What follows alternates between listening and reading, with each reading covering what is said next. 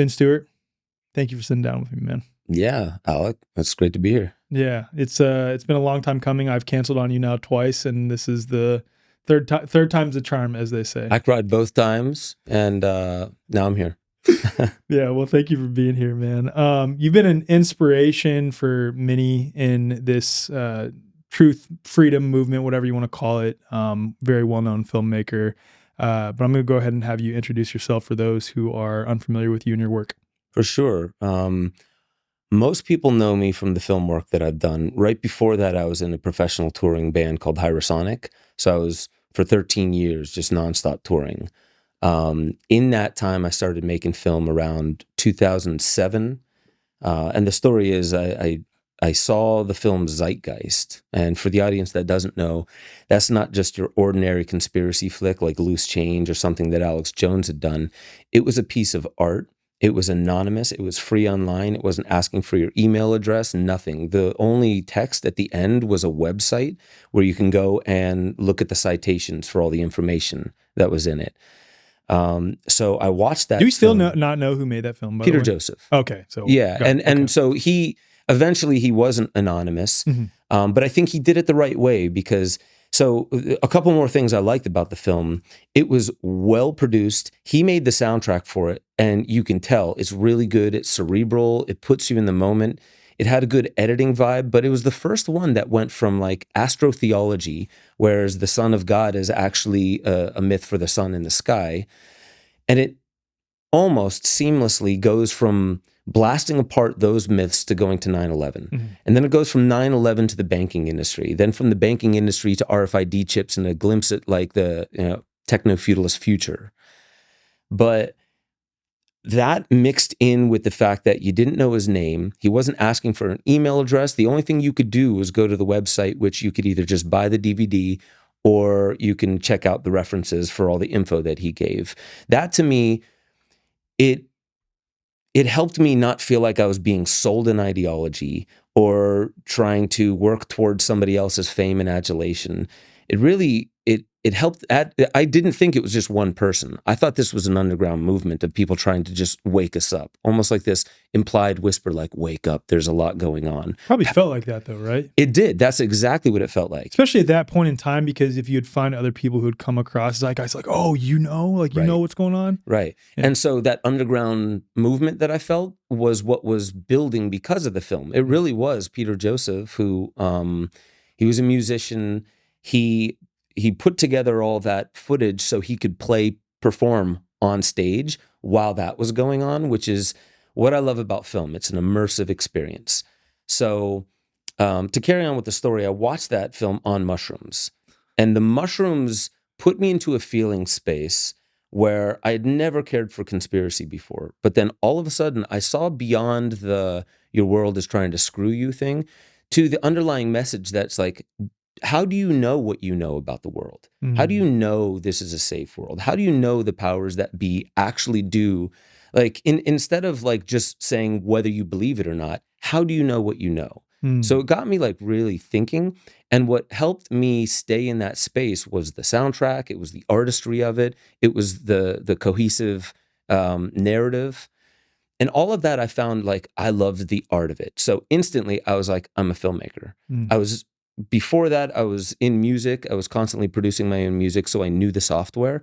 I got a laptop, and I spent under $2,000 on that. I got cracked software. I ripped things from offline. It took me 6 months, $2,000 or less, and I put out my first film in 2008, and that was Esoteric Agenda.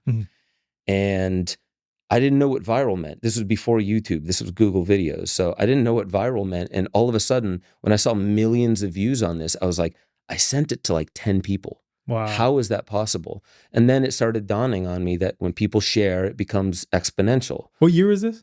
2008. Wow. So it was the very beginning of 2008. That's and incredible. I didn't even have an end for it because it was just kind of like a stream of consciousness. I'd never done a demo reel, nothing. And so you could say it was right time, right place, right message. And as soon as people saw it, they identified what I hadn't known that I had done, which was I made the first conspiracy film that felt empowering and uplifting by the end.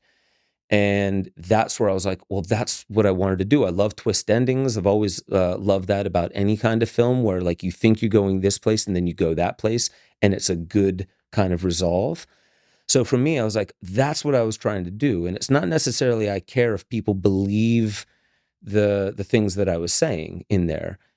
And just to pause on this, because I know we'll get to this later, but one thing that I mentioned in that film, the bassist of my band said, I'm sorry, not the bassist, the keyboardist was saying he had nightmares about this one part, and it was Agenda 21. We can get into that later. Yeah.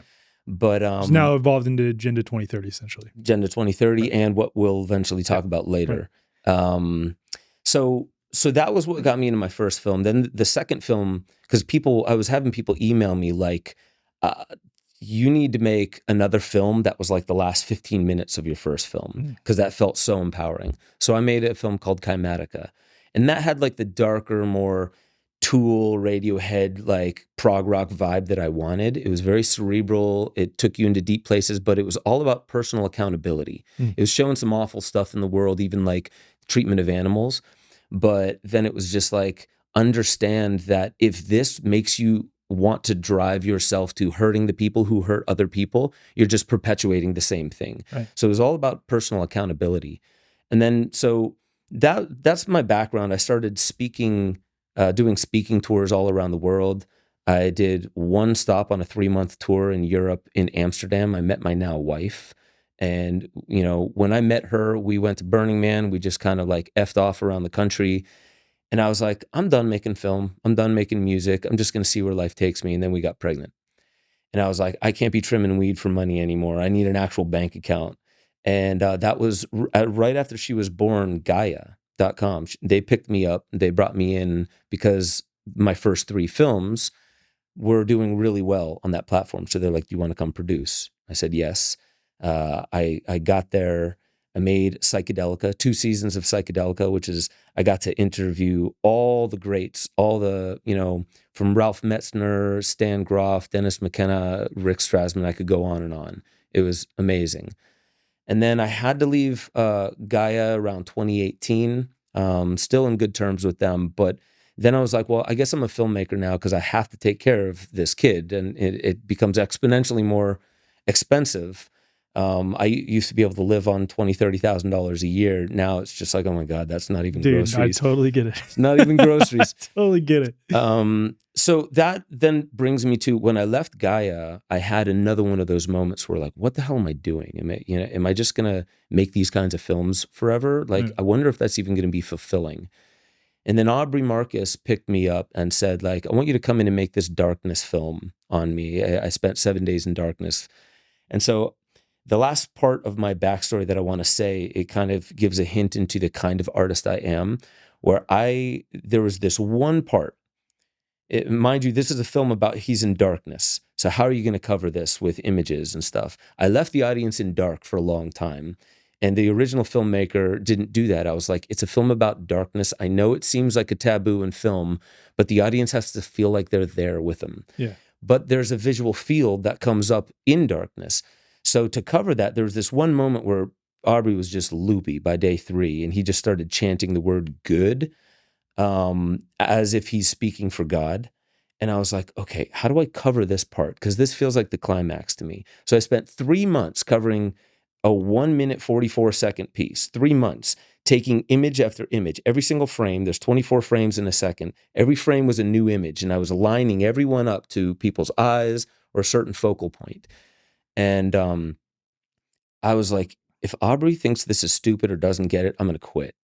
Because like, this is art. This is what I want to do. I don't just want to make money doing this thing. I want to impact people. Yeah. And it had a splash. The film had a splash, but it wasn't until there was this big podcast. I can't remember who it is. John Chavez sent it to me.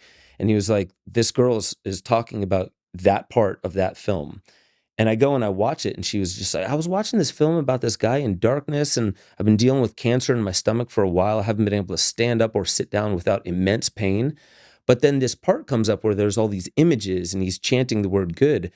And I white out, and I fall back onto my bed, and all of a sudden there's these beings with their hands in my stomach working on me.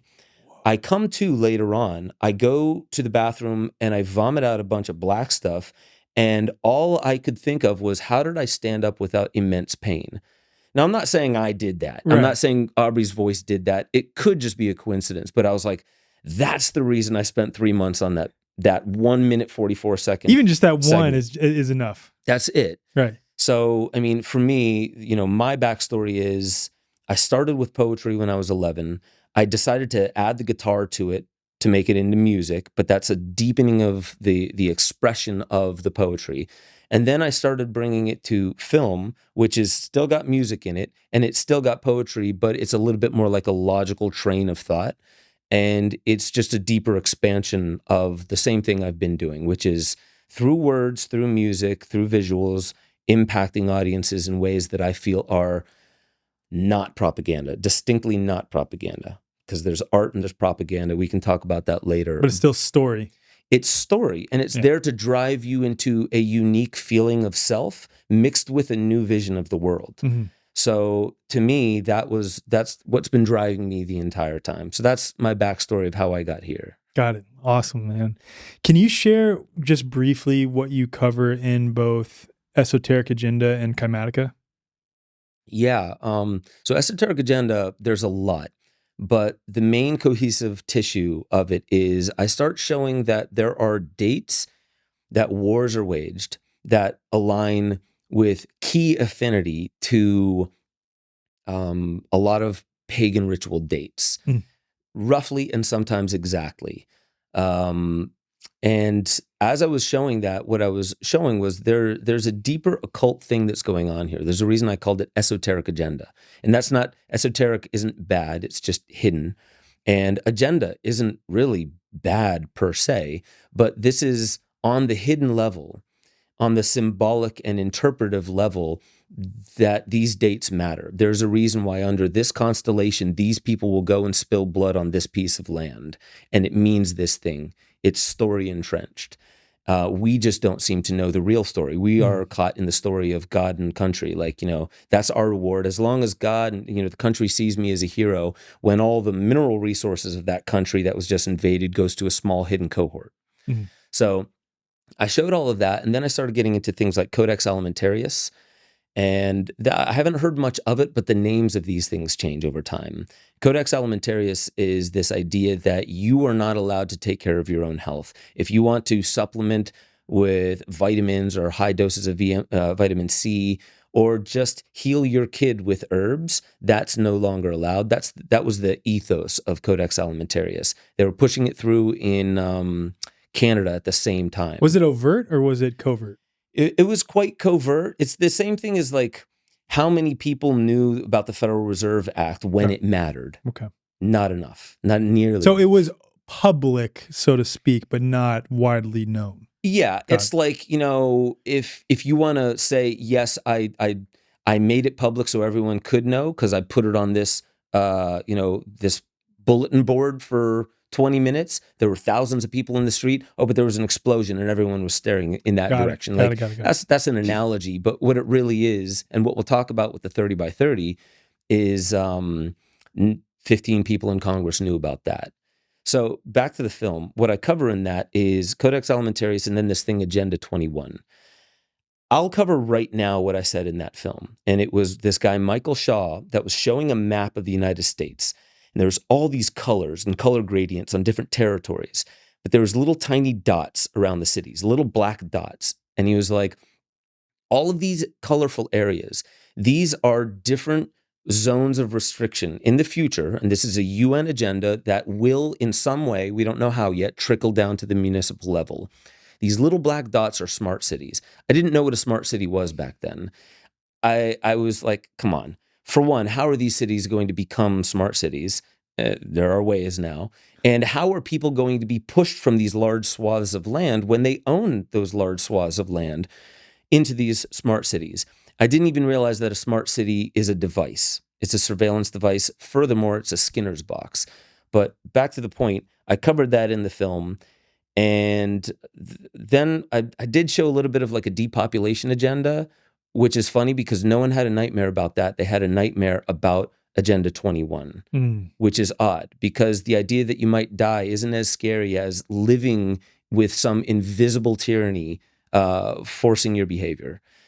So That's interesting. yeah. So then by the end of the film, what I cover in Esoteric Agenda, and so one thing I went too heavy-handed on was this idea that 2012, something significant would happen. Mm-hmm. And I said, it may not be noticeable to many people, but there's something significant that is going to happen in this time.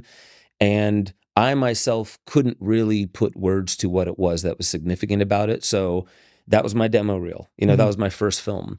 But it taught me a lot. It also taught me when people started emailing me, thousands of people saying, you changed my life in the course of an hour and a half. Wow. You changed the way I see the world. I was in a dark pit of despair. Nothing made sense. Now I'm not even scared. I just feel what my purpose is. I feel aligned to something that's bigger and greater than me. How did you end it that made people feel that? Because so I love what you're creating here in this is that you start with the truth that a lot of people may not realize or may not want to know that can be dark inherently, right? Just by virtue of what it is. And then you sort of lead people on a journey to where you said something empowering. What was that empowering thing that you ended with on Esoteric Agenda? So, I mean, it was kind of flowery, but it was taking pieces from, what was the film? What the Bleep Do We Know? Okay. Is how story affects your physiology. Yeah. And that to me has always been the basis of like, how is it that some of the strongest people in the world, or let's say large masses of people, can be held by very few amounts of people? And it's the story that they're under as well. There's something about the power dynamic of the people with a gun, yes, and with a uniform, and nobody wants to kind of step up in that way. The empowering thing that I showed at the end of Esoteric Agenda was there is no story in the exterior world, because we have interiors and exteriors. There's no story in the exterior that is bigger than your potential. And I promise you, there is no reason why any of this would come to your periphery, especially if it's just coming through a film. Like if there's people kicking down your door, maybe a part of it's too late. But if you're just witnessing these things that I'm saying about the world in a film, you have all the time in the world to play your part, to contribute your verse, whatever that is. And some of us, we pat ourselves on the back too much thinking, I need to stop this. No, you don't. You need to play your part. Stop pretending like one person is going to stop this thing that the evolution of all society has put in place. Totally. So that was the empowering part of Esoteric Agenda was, aside from, there was a little bit of Greg Braden in there as well. That was and he was talking about genes. What turns on the highest expression of your genes is love. The opposite is fear. And he can, communicates fear as a long, slow wave, and love is like a rapid wave. It's more enlivening. Mm-hmm. So to me, I used those story elements from Greg Braden, What the Bleep Do We Know, stuff like that. I put it together, and honestly, without being a great storyteller at the time, it was enough to show people. And my words at the end was, there is no conspiracy out there that is any bigger than you. What this is actually asking of you, what the scary part and the empowering part is asking of you, is that you get involved. You actually believe you are bigger than just 1 in 8 billion people, a cog in an economic machine that you are basically needless to. To me, every single one of you has a voice, and that needs to be democratized. Mm-hmm. You need to share what's in your soul.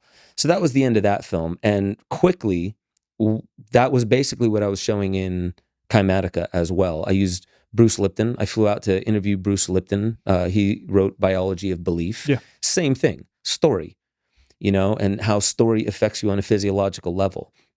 So then I put him in there. I talked a little bit about maritime admiralty law and sovereignty and things like that. My first 3 films were all about, had a lot about that.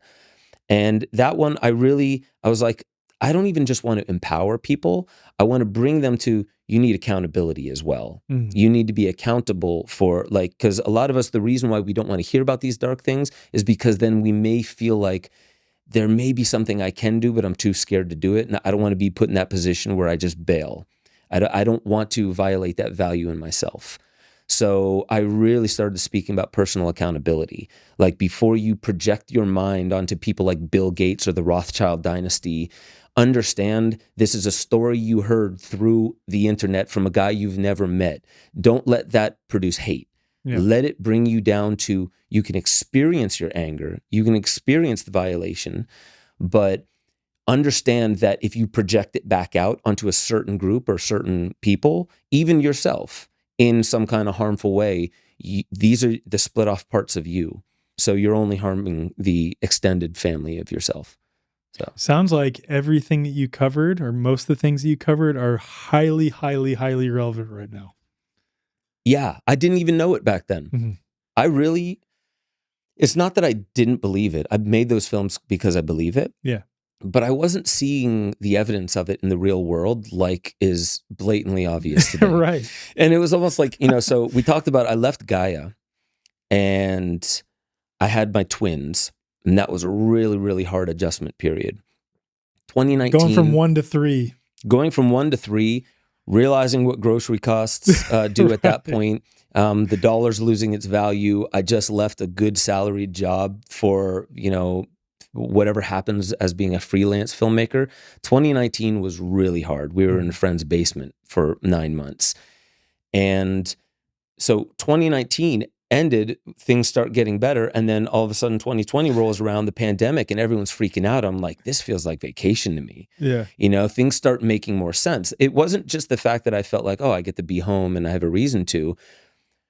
COVID re-enlivened the thing about the first films that I made. Right. Was just like, Ben, your purpose is, like, your line is coming. Your part in this play is back on. Mm-hmm. You're not on the bleachers anymore.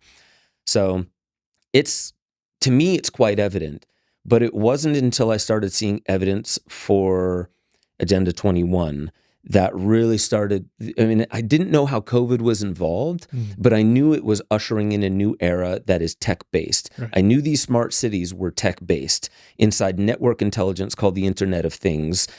I wouldn't say controlled, but highly curated by a small cohort of those in Silicon Valley. Yeah. So yeah, the world started changing, and I was just like, oh, I guess my part is up, So that was when I started getting back into film again, and I made a film with John Chavez about DMT. It wasn't about any of those things.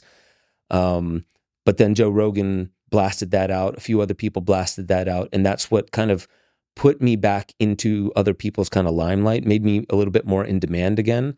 Because, dude, I swear, like, those twins almost ruined my career. And it's not them. It was me. I was telling my wife, I was just like, am I being an idiot trying to be a filmmaker? This is harder than breaking into music.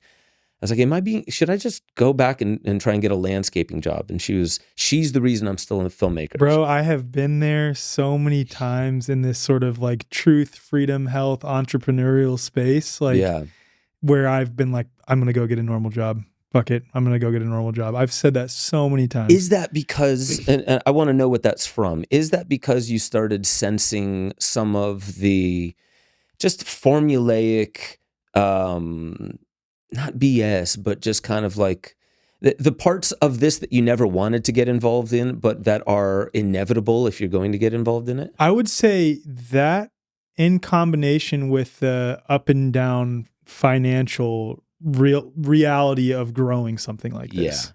It's both.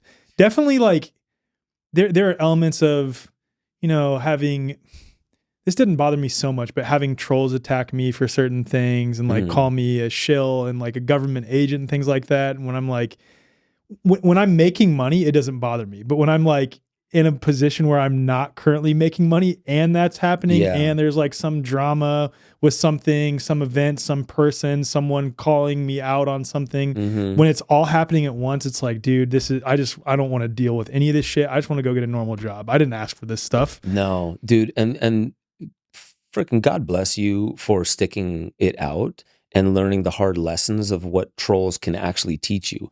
Because for me, there's a difference between a troll and somebody that triggers me because they're right. Right. You know, like there were people that were like, dude, your movie sucked because you didn't once talk about flat earth. I was like, that wasn't even a thing back then. God damn it. It's just like, you should have talked about chemtrails. I'm like, that sounds like your movie. Right. Yeah. Listen, you go make the movie, dude. when I saw Zeitgeist, the thing that I didn't see him do was make a very empowering ending. But I wasn't about to email and be like, dude, you dropped the ball, bro. You should have done this other thing. I'm like, no, that's my film to make. So the ones who were saying dumb stuff, it still annoyed me, but I learned how to just like, you know what? I just don't even read you anymore. I delete you. Yeah. I don't even care. I had this one person threaten my life, and then by the end of it say, I got to get to bed. It's past midnight, and my 3 kids are up. They're in diapers, and I'm like, are you trying to sound odd and kind of like off kilter? Like, what is this all? You're going to threaten my life and then tell me your personal story. But it's the ones who are like, hey, by the way, you showed the wrong picture of Anubis in Chimatica. I'm like, and that kind of hurts. And then there's other people that like, dude, I'm sorry, but you're dead wrong about this. And here's the literature that just about proves it. Mm-hmm. And I read it and I'm just like, God damn it, you're right. Those are the ones that are just like, yeah, I missed the boat on doing that part correct. Mm-hmm.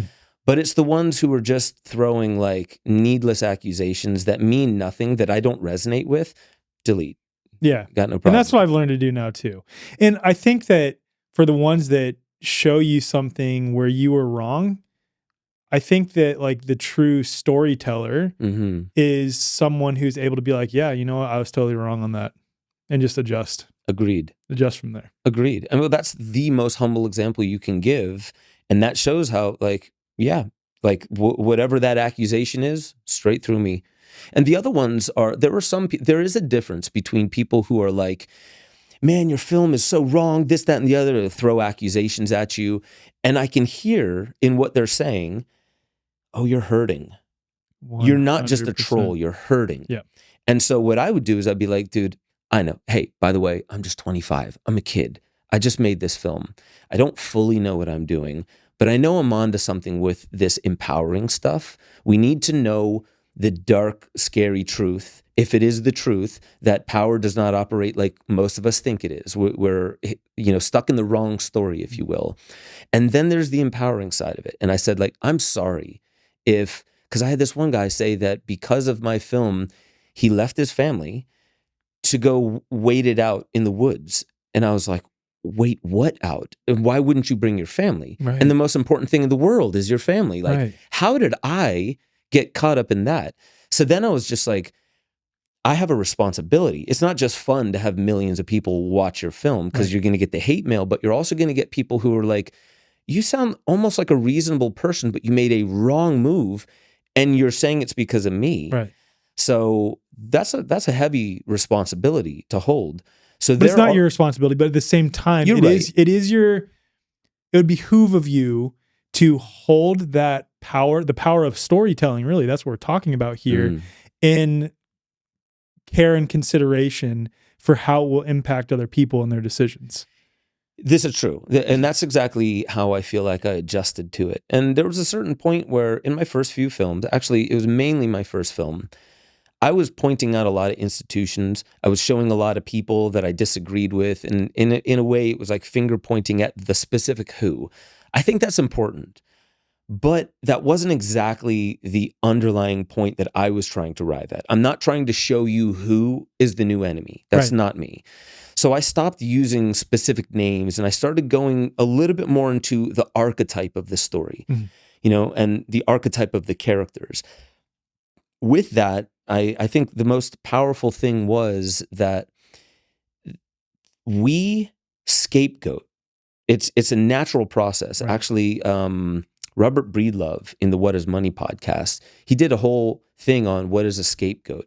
And he likened it in the research that he was into, that this is Satan. Satan is not some agentic entity. It is a tendency within us to scapegoat and find blame outside of where it actually exists. Wow. That doesn't mean you have to own, like you were just saying, I don't have to own all of what this guy who left this family had done, but I felt my share of it, and it was heavy. So for me, the whole point started becoming about filmmaking. I don't want to scapegoat onto the Illuminati or this dynasty or these people or Silicon Valley. I really want the responsibility to be where the audience themselves have agency, and that's themselves. So that I think was you're the pointing beautiful to part of something it. even deeper though, too. And I'm sure you've thought about this. Like with how you ended Esoteric Agenda and then went on to make Chromatica, right? You're showing the who and the what, and maybe you don't directly say it, but especially because you're leading them to the ultimate, okay, human potential. It's like all of those things and people and actors and the stories and narratives that they tell. Why? Why is that? And it's because of this. It's because we are so incredibly powerful, and they know that we are so incredibly powerful. Like, I'm not just talking about the superficial power and like physical muscular strength or power financially. I'm talking about like the deep metaphysical power that we each and every one of us has. I fundamentally believe that. Do I have I guess you could say, do I have direct evidence of that? No, but I fundamentally have a knowing inside of me that that is true, and that's the why. Yeah. And it's both, dare I say, purposeful that they act as the necessarily catalyst, but also the contrast, the darkness, so that we can fully step into our light and to sort of create this transmutation process for us to experience the darkness that they put on and not perpetuate it in order to fully develop into who and what we can truly be.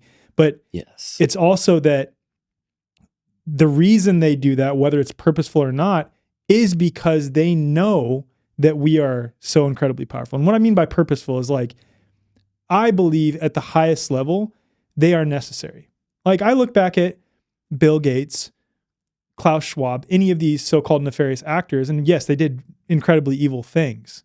In many ways, we largely consented to it, right? They just offered, and then we accepted the offer. Some of us didn't.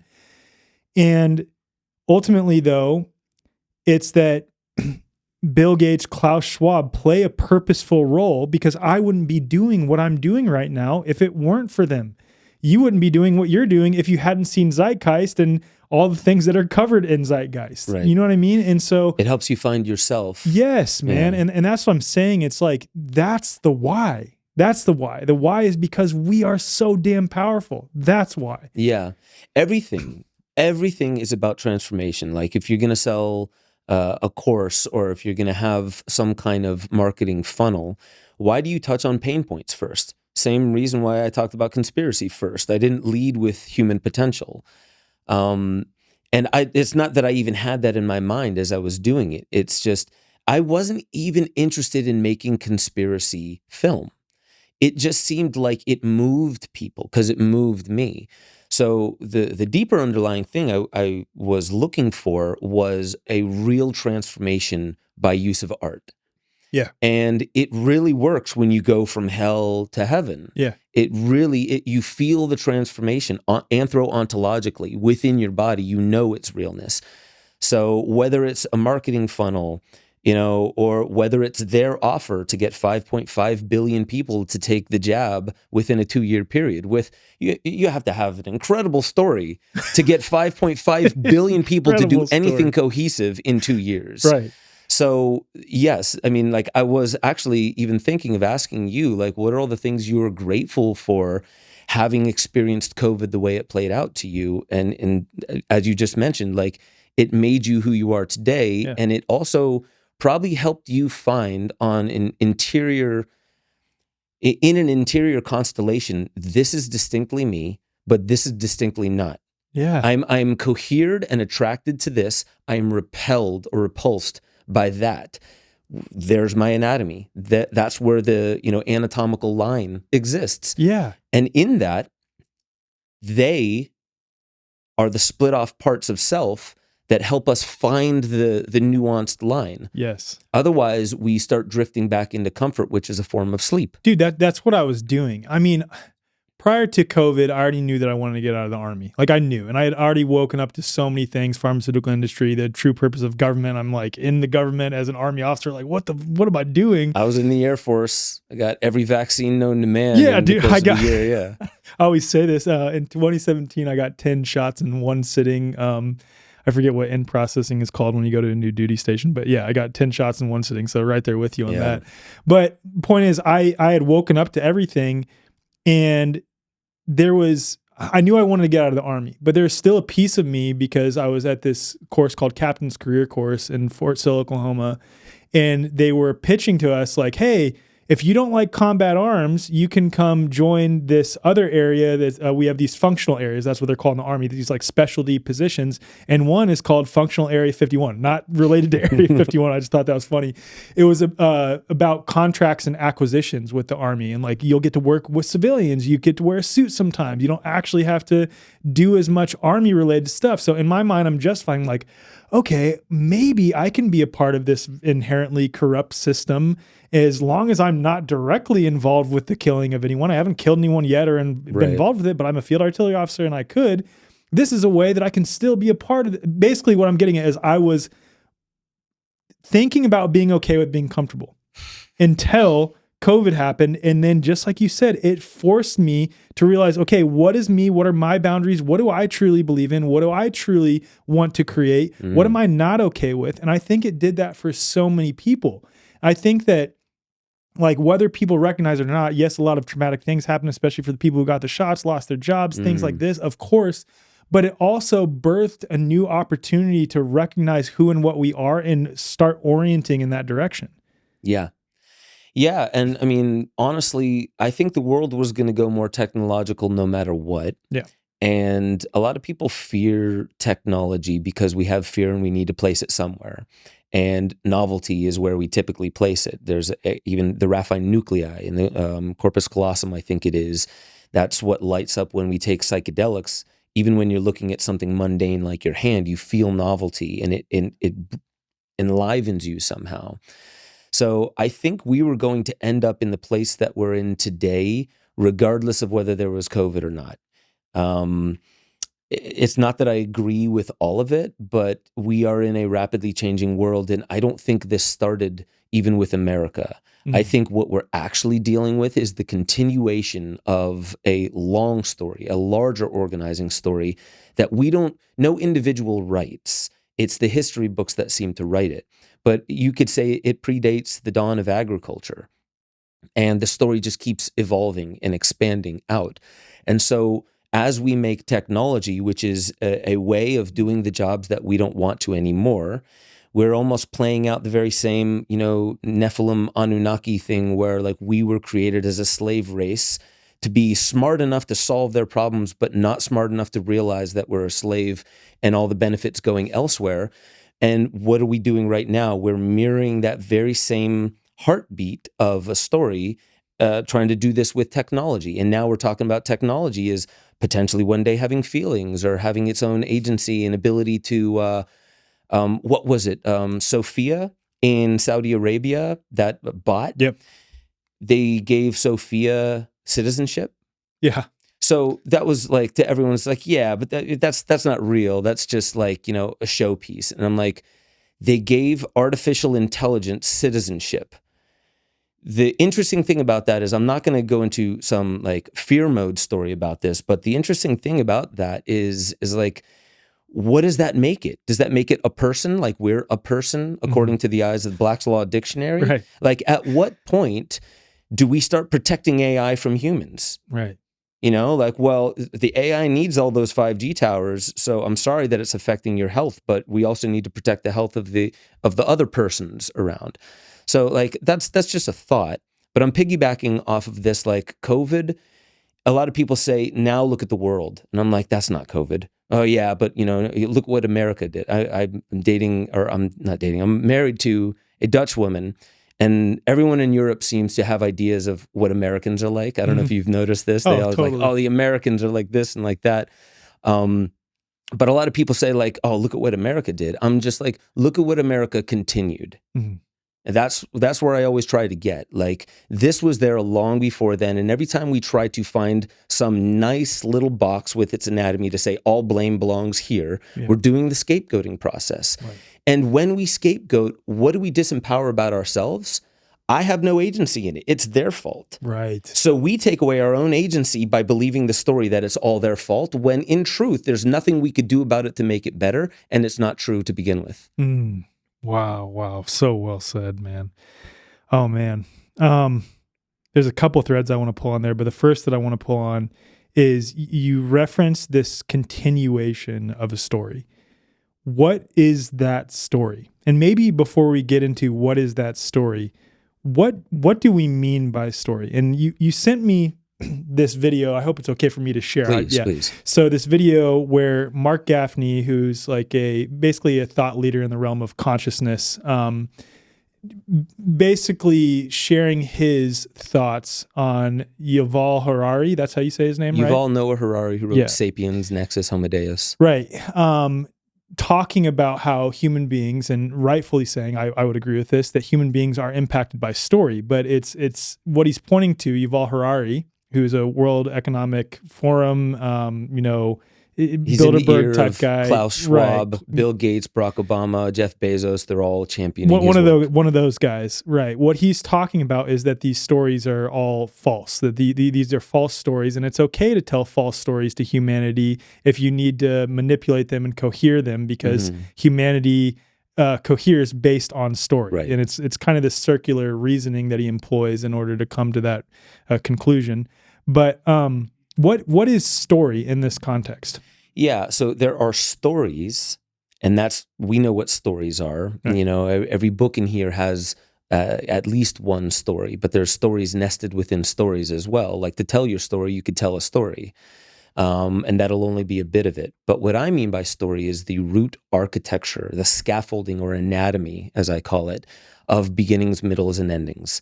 That applies to everything. What I thought would be an easier question, which is actually a harder question, is what is story not? Because story is literally everything. Story is how all civilizations rise and fall. Story is how every conversation starts and ends. It almost has like a cardiogram, like a little beep or a sine wave. There's this arc to it. You could see the hero's journey, which takes you into the underworld and back. There's the flow chart of in and out of flow state.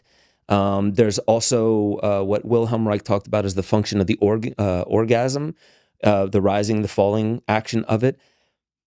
They all have this fundamental anatomy to it. So when I say story, I mean an invisible, cohesive basin. Like if you have like a pool, but you don't put water in it, let's say you put molasses in it, or rocks, or leaflets, whatever, it's going to cohere to the container. Right.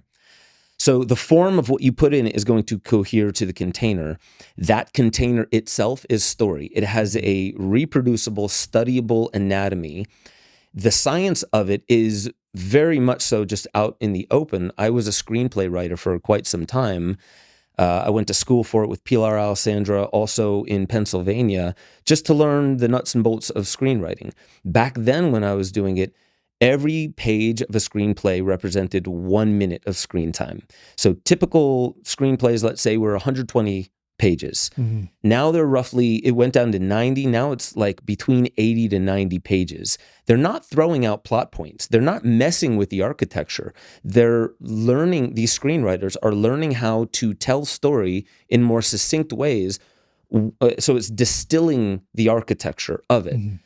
And there's a reason why horror movies have less pages than sci-fi movies. There's best practices to each. There's a reason why comedies are typically 30 minutes, whereas serious shows are an hour. They work with consciousness, and they bring you along on a ride that is neurochemical and hormonal in nature. So I'll give an example. You watch porn. It's over there. The TV is over there, but in your body, you start having an effect, a physiological effect. You watch horror, it's a different effect. You watch a rom-com, you watch Fight Club, different effects for each one of them. But every single one of them is an intelligently curated and sequential gifting of story, but underneath that story is a feeling space. Yeah. You have to start the movie or the story in motion to hook people. So what, if we're going to talk neurochemically, what hooks people towards a goal? Do you know what neurochemical? No. Well, What drives people towards a reward or a goal? would it be dopamine? It's dopamine. Yeah. What propels them faster, which is good for movies because you want to get people into it, is norepinephrine or adrenaline. So you amplify dopamine, which makes us feel the same feelings through our mirror neurons. We're watching a movie, we're empathizing with the character, they're involved in a certain situation, and we're feeling like we're actually there. It's a simulated experience happening anthropologically out of time. That movie was made long ago. Those people are off doing different things right now. So it's a curated feeling space laden with different multidimensional layers of story. And all story coheres around a constellation of principles and values. So those are the nuts and bolts of Whether spoken story. or unspoken, right? On the Yeah, values and principles. whether they say it or not. Right. And actually the best ones are unspoken. Right. And actually the best kinds of films are the ones that tell a lot of the story through action lines, not dialogue lines. Right. They say, get rid of the composition. If dad walks in, slams his fist down on the couch, and then says, I'm mad, saying I'm mad is too on the nose. We get it. You know, he's upset. We get that. Right. Tell the story without words and it works better. There's a hint in that because there's a lot of things about our society that are implied but aren't said on the nose. Right. If you say it on the nose, what kind of person are you? A conspiracy theorist. Right. Right? So we're just the ones who are saying like, nope, here's exactly what this is. And other people are like, dude, don't blow your cover or don't blow my cover. I want to play this role. And I noticed deep down inside, it's not really fair to rip people out of their roles because this is a story. Right. And we are playing a role.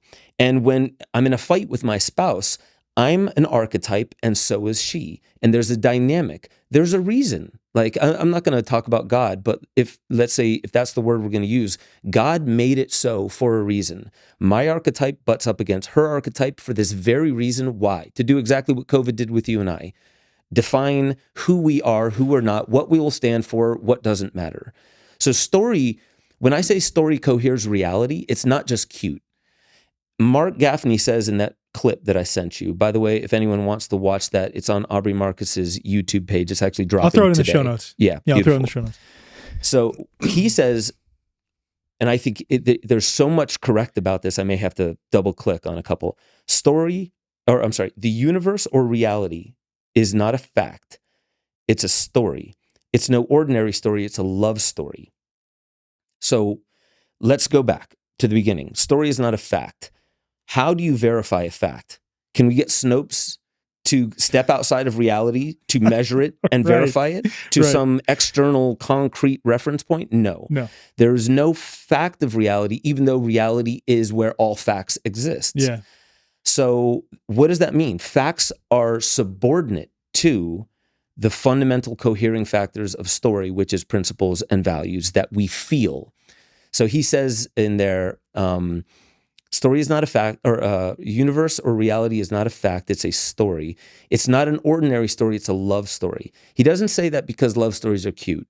He says that because love is also, you could say, eros, and he uses the word eros. Yep. Eros is allurement. It's what makes this table, yes, there's science involved, but this is allured together. Allurement is what brings quarks together, protons, neutrons, electrons, single cell organisms into multi-cell organisms. It's the allurement that makes me want to come here and be on your show. It's the organizing allurement of societies, families, societies, all the way out to the globe. And so what he's saying there is when we're facing existential risk, AI, climate change, if you believe it, all these other things that we would say are humanity enders, planet enders. Those are existential risk. How do we respond to it? The people like Yuval Noah Harari, they're talking more or less about imposing a fictional story so we can cohere to arbitrarily placed principles and values, which are fictions anyway, in his mind. And Mark Gaffney's point is these are not fictions. They really do exist. Like, yes, try and measure love, try and prove love. You'd be hard pressed to. But All of Why? us universally recognize that it's real. Exactly. Yeah. Exactly.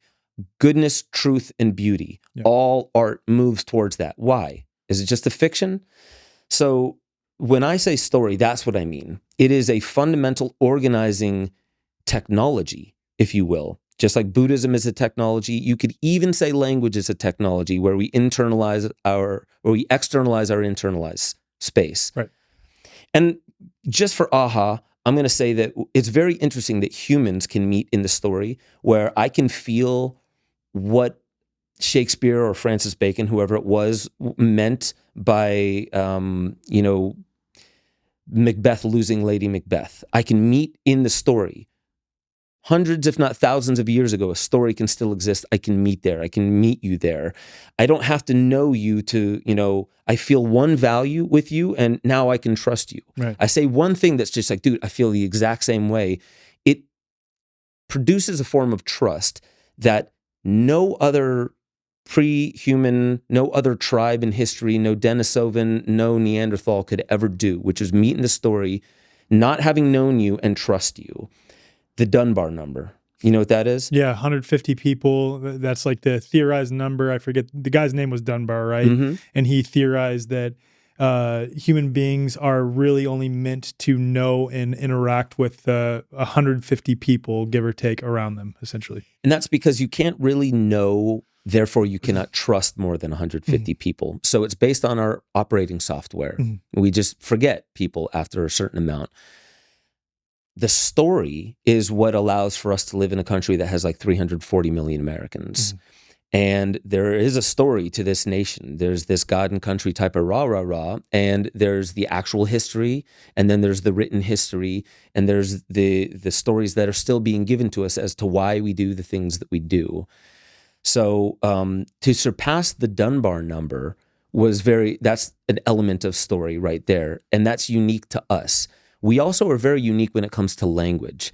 Language is very fascinating. It shows up maybe 50 to 100,000 years ago when complex tools started, if you believe the official history. Right. I always have to lead with that caveat. For sure, though, for sure. Yeah, because maybe it's a simulation, but I would say reality is not a Maybe simulation. there was a reset it's 150 years ago, and who knows? Like, honestly, who knows? But again, if we're assuming that that's true, it showed up around the same time as tools. So just think of what language is. Then all these motifs like Thoth shows up. He brings language and writing and stuff like that. So what is language? We have a center in our brain that just took over that part. Was it there before? Yeah, we think so. But there's an interesting thing about language. It started more symbolically, and that's probably how our mind worked. Then it started getting more granular, and that's what brings us to our alphabet. There's Chinese characters, which is interesting. There's so much more nuance in it, but we get super granular with our, alphabet. With that basic alphabet, that's like the primordial soup by which, through grammar, logic, and rhetoric, we can start building story. And language starts to externalize itself onto cave walls. 50, 60,000 years ago, we externalized symbols. Then eventually there's symbols that mean things, and then you link them together. That's called more like, hieroglyphs. And then it gets even more granular from there, but you can't move the cave wall to go show grandma. Right. So you need to put it on a clay tablet, which is a portable cave wall. You drop that once and you realize, damn, I wish I had a piece of paper or papyrus or something like that. And then eventually you go all the way to the cloud, where you have the printing press in the cloud. Yeah. But this is information organizing itself to some end where no one person caused for this process to happen. So it's not a human intelligent thing. There's an intelligence or a telos to language itself, and it's externalizing itself from the human body in order to what? Maybe live on past humanity to get picked up by something else somewhere else. So language itself, the building blocks of story, is fascinating and might be alien, like maybe not alien out there, but we don't really fully even appreciate what language is, how it arrived at us, and why large language models are the fastest growing AI out of any other. So how does this computer seem to understand what we want more when it uses language, and it does better at chemistry than chemistry AI? And it's doing the same thing. It's the fastest growing AI, large language models. So there's some wisdom inherent within what language is. And what I would say is there's a fundamental cohering thing to we only form language in a certain way to deliver a certain kind of message. Yeah. So it's just the sophistication of communication. And that's story. Yeah. Wow. Wow. Wow. Wow. That blew my mind. What my mind's wrestling with right now is, take, for example, the English language, and I'm getting kind of granular here within what you just laid out, but the English language, in my experience of it, and I can only speak to the English language because I'm not bilingual or trilingual or anything like that, is very limited. And what I mean is, there are so many times where I experience something internally that I so desperately want to get out and say that I struggle to get out and say. And so I don't know I guess what I'm asking is, what is it about that, especially as language has continued to evolve and we have these sophisticated language models, if the foundation of said language is inherently flawed itself? You see what I'm pointing at there? And I wonder if flawed is the right word, or maybe it's not flawed, limited, limited, incomplete. Yeah, incomplete. And I think what we're talking about is pieces of God pointing our direction to God. Yeah, you know, because we use the best tools we can to speak about the numinous ineffable. Yes, that's happening. That's us. Exactly what I'm getting at right here. And as language evolves to catch up with it, the more the experience evolves to stay out of it. Like, you've done psychedelics quite a bit, right? So take any of those psychedelic experiences, and anytime you've written about them, spoken about them, does it ever accurately describe the experience? No. Ever. No. And, you know, even when people say, oh man, remember that, what was that, like, Google app or that overlay that made everything look like there's faces coming out of the couch and stuff like that? I forget what it was, Deep Mind or something like that. Yeah. People are like, oh, it's just like tripping. I'm like, no, it's not. No. Like, the closest movie I saw, Blueberry, it has this whole scene of this guy taking ayahuasca and the sounds and the feeling of it. I'm like, dude, this is the closest it's ever come. And it's still, you know, an infinite amount of light years away from what the actual experience is. Yeah. So there's a beauty to that. And I think that's where our awe for life, if we ever run out of our awe for life, for what this is, if we've answered all the questions, we either wake up from the simulation or the dream, or, you know, we are like, we turn back into the singular God, not the split off pieces of God. Right. And I use God a lot, which is interesting because I do too. I actually made a comment, for lack of today. a better fucking word. Yeah. You know what I mean? It's so funny you say that, because I use God all the time, and so many people get so offended. Not so many people. A few people will get offended by it sometimes. And I just made a clarifying comment today of what I mean by God. I'm not talking about some white dude in the sky with a white beard. I'm talking about the omniscient, omnipotent, omnipresent, omnibenevolent field or creator and creation that we all exist in together, that we are co-creating with. Yeah. That's what I'm talking about. And even that's not accurate to describe what I really feel here. Exactly. You know, but we do need a word, you know, because oftentimes we're not trying to always explain God. We're trying to express a certain thing that's happening right now. And if we need to point to God quickly, we use that quick word to just point your mind in the general direction, so we can cohere around the same things. That's how, like, when you're speaking from the heart, you also need to be received from the heart. Otherwise, you're talking to a brick wall. Totally. You know, like in any relationship, you know, my wife and I went through something really, really challenging a year and a half ago. And, you know, without getting into the nuances, it's not that I wanted to get back at her or make her feel pain. I was just like, I need you to know what I felt when that happened. I need to see it in you, that you feel, that you understand. You understand the depth. Yeah. Like, it went deep. It went deeper than I can even put into words. So if I bring it up, it's not because I'm mad or I'm trying to jab. It's because I feel alone unless I feel you with me here, because I'm here. And that's the interesting thing about it, is, like, for the most part, what do we use language and story for? Intimacy. Is real intimacy. Not intimacy like, you know, we're going to come closer literally and touch, but I want to know that you felt what I felt. I want to share this experience with you deeply. Like, I want you to feel what I'm feeling, or I want to feel what you're feeling. I really, truly want to know. Yeah. Yeah. And that from that mostly vulnerable space comes so much strength and so much resilience. Like, our relationship reached so much resilience once I knew, like, yeah, you're feeling it. Like, I see it. I sense it Yeah. in you. You're feeling where I was stuck for a while. Yeah. Thank you. Thank you for coming down to the basement here to help me back up. So that's what's beautiful about story. That's why I've dedicated my entire life to it. And everything I do from here on forward is going to be connected to story in this very same way because of what I see. Like, this is how we change culture.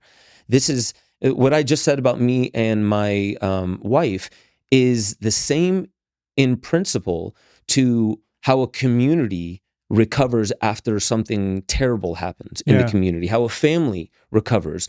You need to make sense of it somehow, and you need to know beyond words, you felt it, we all know what we lost. We're mourning it together, and we're going to climb out of this hell together.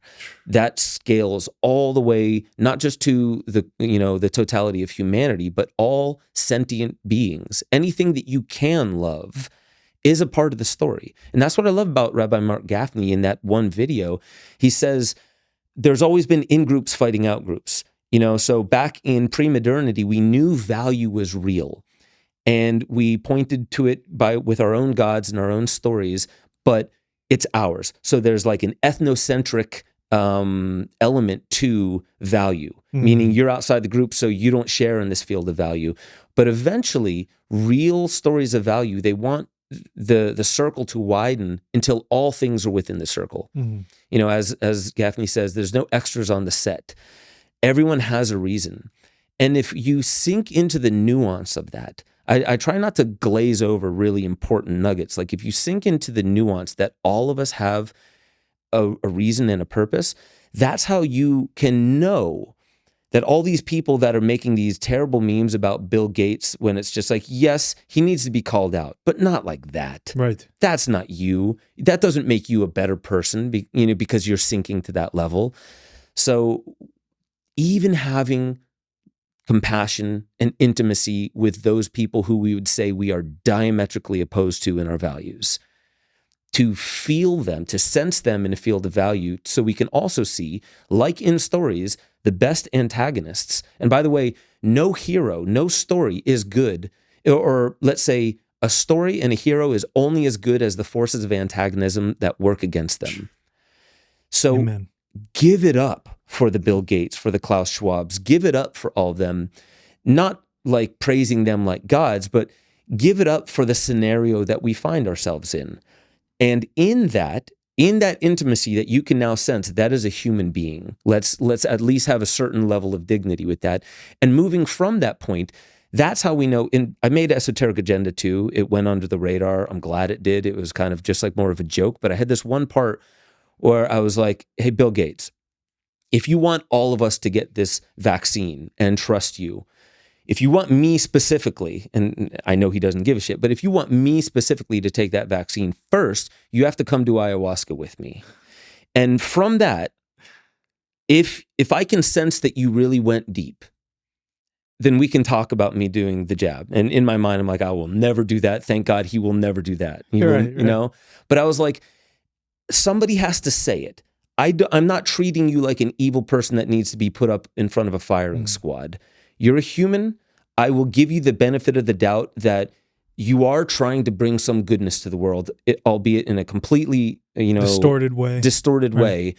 I'm still going to trust that you are a human that deserves a base layer of dignity and respect. So I'm not even going to talk to you like you're less than. I think that's important. And once we get there, then we realize that we're not trying to return to that place where there's a small in group and there's a lot on the out group. We actually really do want to feel intimacy with all our split off parts, especially the hardest ones to come back into resonance with, like the ones we call our enemies. So I say, if it's pushing up against you, the story is upon you. You're feeling the force of antagonism. That means this is the best opportune window for you to discover new territories of self that have gifts beyond your wildest imagination if you were to only trust the process. Doesn't even mean you have to go and do something and put something in your arm. Trust the process of looking deeper into the antagonism that forces you to look away. In nearly all cases with modern health systems, you're waiting months for appointments only to spend a mere 10 minutes with a doctor who quickly hands out a generic diagnosis that is likely rooted in a total misunderstanding of health and causes, and then you're offered a one-size-fits-all medication or invasive treatments with unpleasant side effects. If this sounds all too familiar, consider a different approach with the New Biology Clinic, founded by Dr. Tom Cowan, a respected natural health doctor, author, and speaker. Dr. Cowan's holistic perspective on health and wellness and a deep understanding of the true nature of health and disease sets this clinic apart.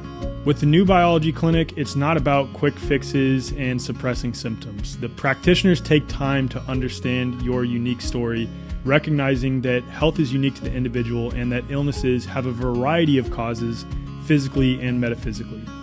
Members of the New Biology Clinic enjoy a flat monthly fee that includes a range of valuable services like health consults as needed, practitioner-led live streams on diverse health topics, access to a members-only resource library, and multiple live group sessions every month.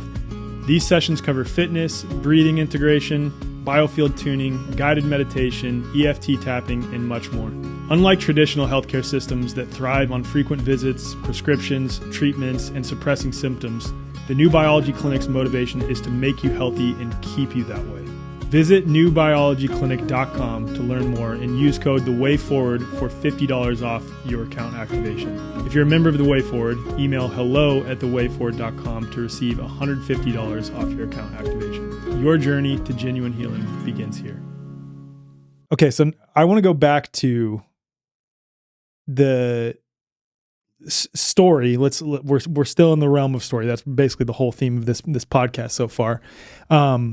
But it's also what you brought up with how the best way to tell a story is without the use of language in some cases. Like you brought up the example of someone pounding their fists on the table, and if they say, "I'm mad," that's like too obvious. It's hitting it on the nose too much. Right. The best way to tell it, and for someone to experience it, I think, is without the words in some way, which is ironic because that implies lack of language. But there's so much more about our expression and language itself than just spoken or written word. Obviously, you can say so much just based on how you're looking, how you're expressing yourself, right? And so when it comes to storytelling outside the realm of the use of written or verbal language, just expression, you as a storyteller, as a filmmaker, going back to the situation with the girl who said she basically had beings opening her up and she had this really incredible healing with respect to her cancer after viewing your film that you made of Aubrey in the Dark. Mm-hmm.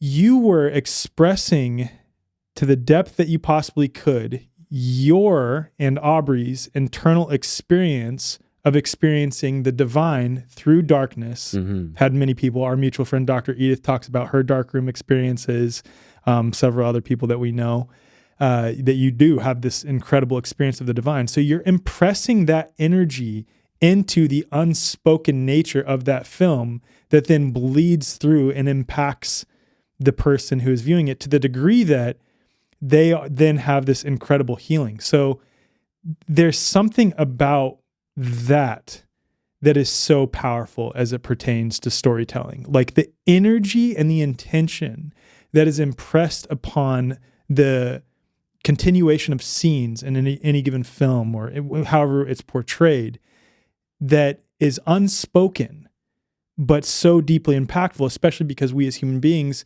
can only perceive, according to science, and I don't know how they estimated this, but 0.0035% of the available electromagnetic spectrum. Mm-hmm. I know how I'm asking how they came up with what is the true electromagnetic spectrum. Like, right. How do they know for sure that that's what it is with their limited instrumentation? But the point is, like, there's so much more in what is not said, but what is expressed, and then also the intention that is put into that expression that impacts us way more than we can possibly know.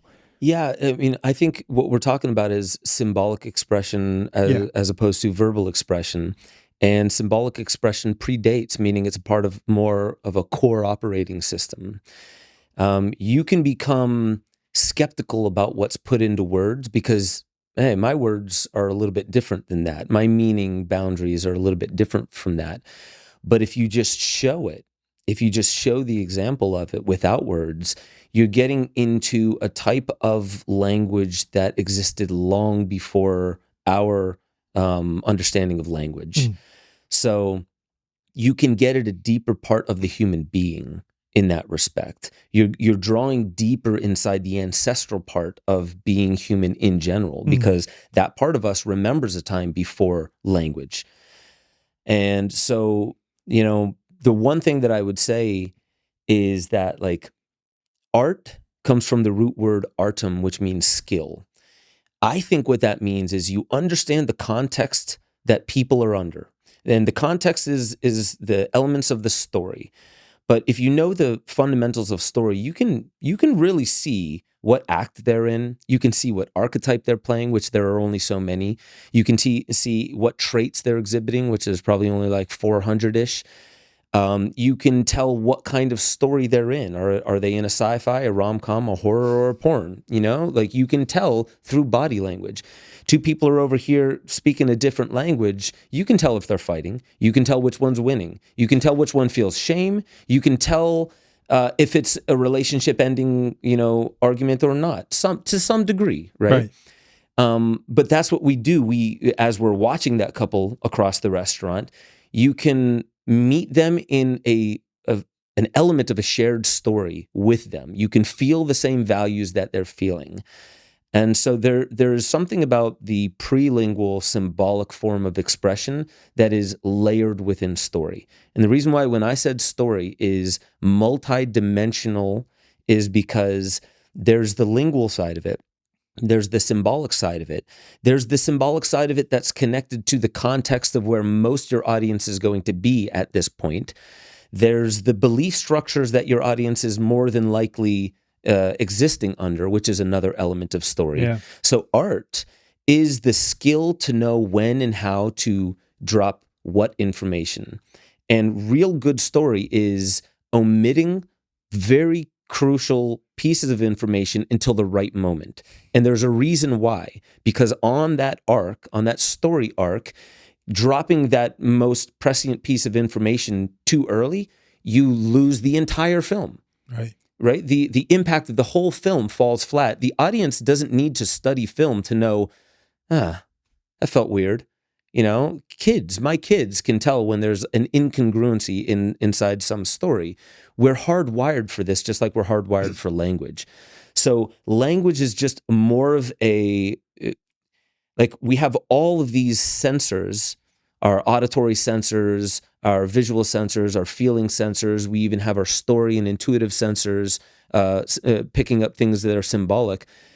The words that we can use and the words that we can hear, that's just a certain kind of gauge where we're picking up on reality, but we're using all these other tools at the same time. So the reason why I teach filmmaking in particular, not just storytelling, but I expand it to filmmaking, is because at present, until we are truly in the metaverse with ketamine patches and haptic suits, film is the most immersive experience you can get. Right. And there's a reason why, you can have a 3-hour film and it's awesome. But it's crazy today because, like, I was thinking this before we got here as I was watching some of the stuff you sent me to sort of get my wheels spinning before this discussion, is it's like basically anyone can be a mini filmmaker. Like, this right now, with this setup, with what we're going to put out 15 years ago would have been considered like a short film. And now anyone can do this. Yeah. Anyone. It also would have been a lot more expensive back then. Of course it would, but that's my point, is that, like, it would have been considered a decent quality film back at that time. Right. Yeah, so the technology is democratizing itself, becoming much more easily available. You can learn a lot of what you would need through YouTube alone. So that's fantastic. So that's opening up the ability for more people to engage with the superpower that we're given. I call story real superpower. And it's the reason why, like, have you heard that dogs, they have expressive eye contact with humans only? They don't do it with any other species. No way. Why do you think that is? Because they know. Because we tell stories with our eyes. Yeah. And we tell stories with our facial expressions. A dog knows. I was playing with this dog the other day. Before I even think I'm telegraphing my move to go chase it, he freaking knows. Yeah. There's something about it. And so it could be energetic. It could be my body. It could be, it's something though. I'm telling that dog a story. This is the next story. I'm going to come chase you. I'll play around with my dog and do that though all the time, where I'll just raise my eyebrows a little bit and just kind of do this with my head, and it like starts playing. It knows. My dog automatically knows that it's playtime when I do that. Have you ever met somebody that, or have you heard stories of somebody who with their eyes, some people were like, I feel like they were hypnotizing me with their eyes. Their words were incongruent with what they were doing with their eyes. They seemed nice in words, but their eyes, there was something going on there. It's true. Yeah. And this is what propaganda is. So I'm not saying all the paranormal activity of like levitation and all those types of things that we hear are not true, because I do believe that the fundamental base layer of reality is story. And I think those things can be true. But I think sometimes the history book says, look, there's like 400 cases of this guy levitating. You can convince 400 people of a falsity. Oh, yeah. Because how many people fell for, I'm sorry, I'll just say it bluntly, the falsity of COVID. Right. And you can say what the falsity is in different ways.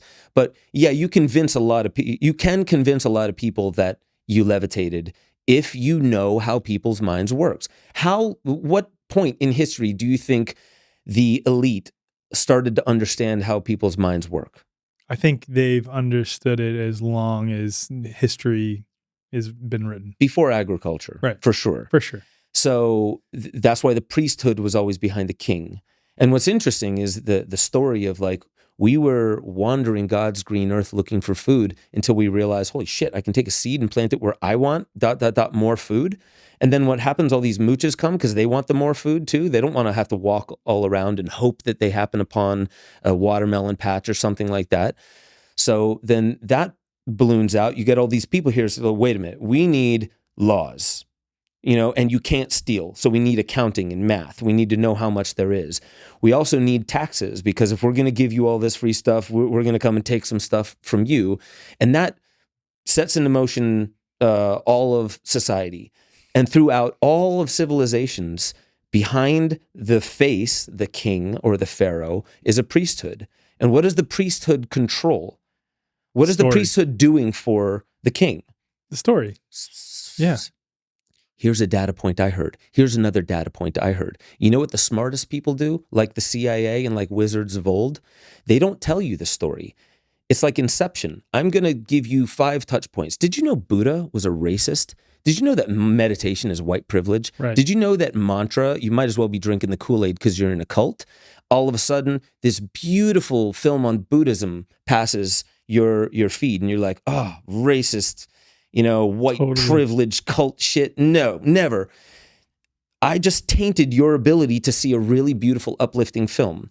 That's what the internet, I believe, is turning into. Right. Is the ability to color good information as bad, or do anything with that information to produce a behavior out of you that you wouldn't have done if you were hip to what was actually going on. Yeah. That's what the wizards of old were doing with the kings, and the kings had all the power, and the people would just follow suit. And what did we need to do for the people? We need a large organizing story so they feel like God blesses them if they do hard work in the field all day. Whereas in India, it was like, love the cows, they're sacred, they're divine. Mm-hmm. Oh shit, we just built the plow. We need these strong animals to like work all day long while we whip them. Oh, well, we can't just worship the cows anymore because we're going to need to whip them. So we need a new cohesive story. A sky god, one that raiders, if they come in and they steal your shit, like Sky God knows, come on, Sky God's going to know about it. These stories that cohere civilization, they evolve over time with the technium, which is an umbrella term for all technology as one singular phenomena. What is the overarching story that we are in a continuation of? This is a 2-part question. And let's start there. What is the overarching story that we're in the continuation of?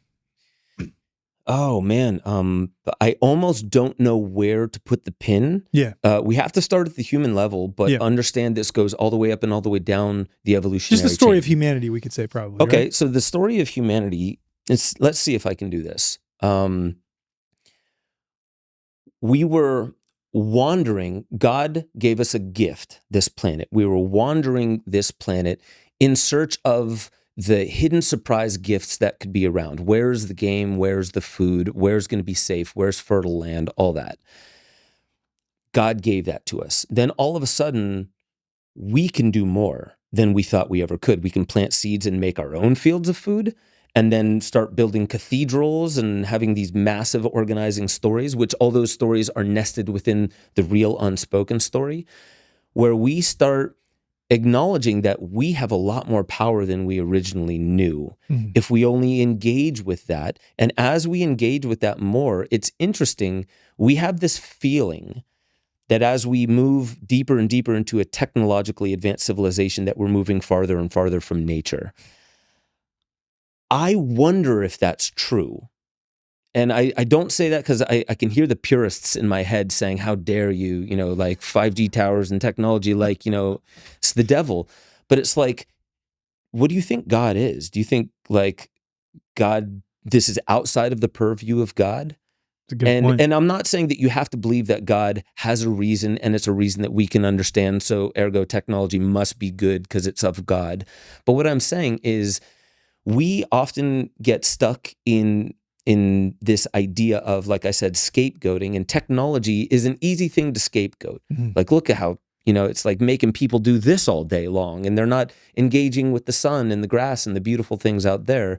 What that really is a grieving of the old traditional ways by which we found God inside the story. Yeah. So the more we started realizing I have power, now I'm no longer just like, I know my place. I'm a small little pebble in a large, vast, beach of sand, and I know my place and I feel good about that.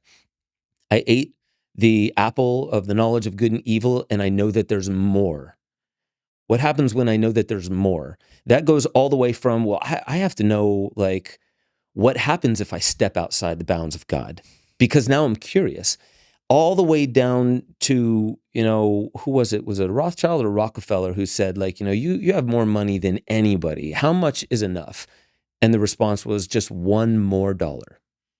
Just $1 more. And that means it's never enough. Right. Never Right. enough.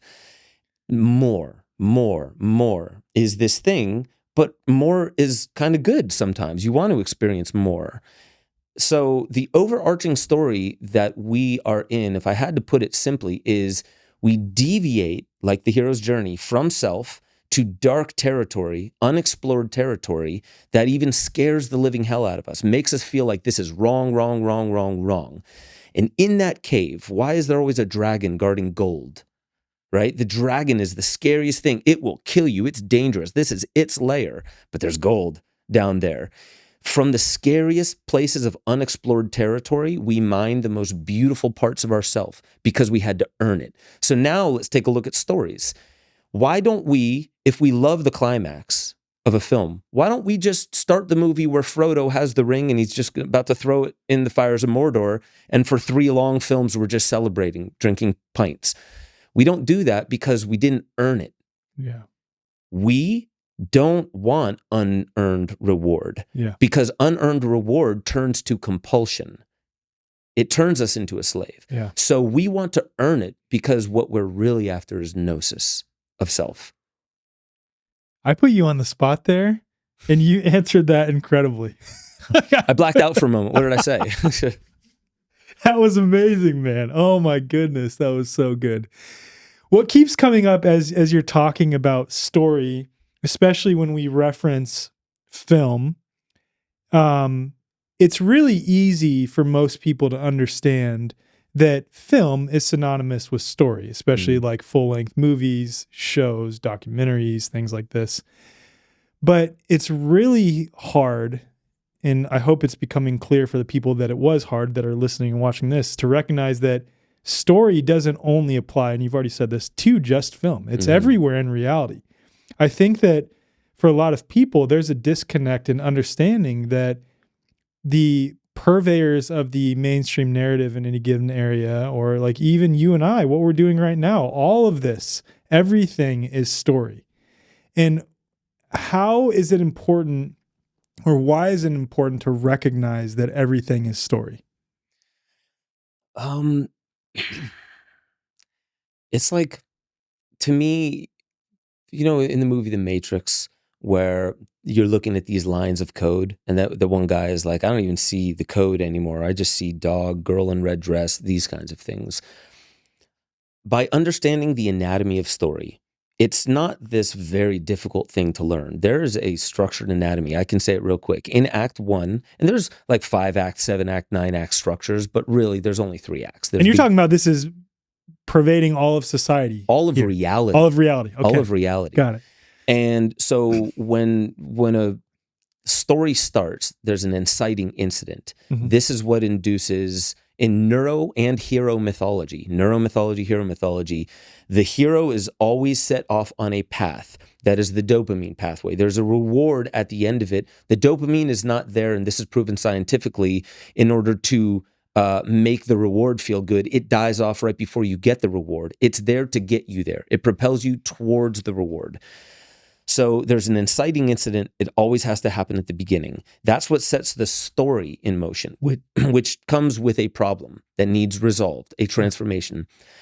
Then there's an Act 1 climax. At that point, that's where we know about the ring and we know about Frodo, but where do they become entwined, where they are now bound in the Act 1 climax? That is when Frodo realizes, come on, take it, Gandalf. And he can't. Why? Because he would be tempted. The men would be tempted. Only I can do this little guy. That's when he knows, I have to do the most dangerous thing in the world because nobody else can be trusted to do it.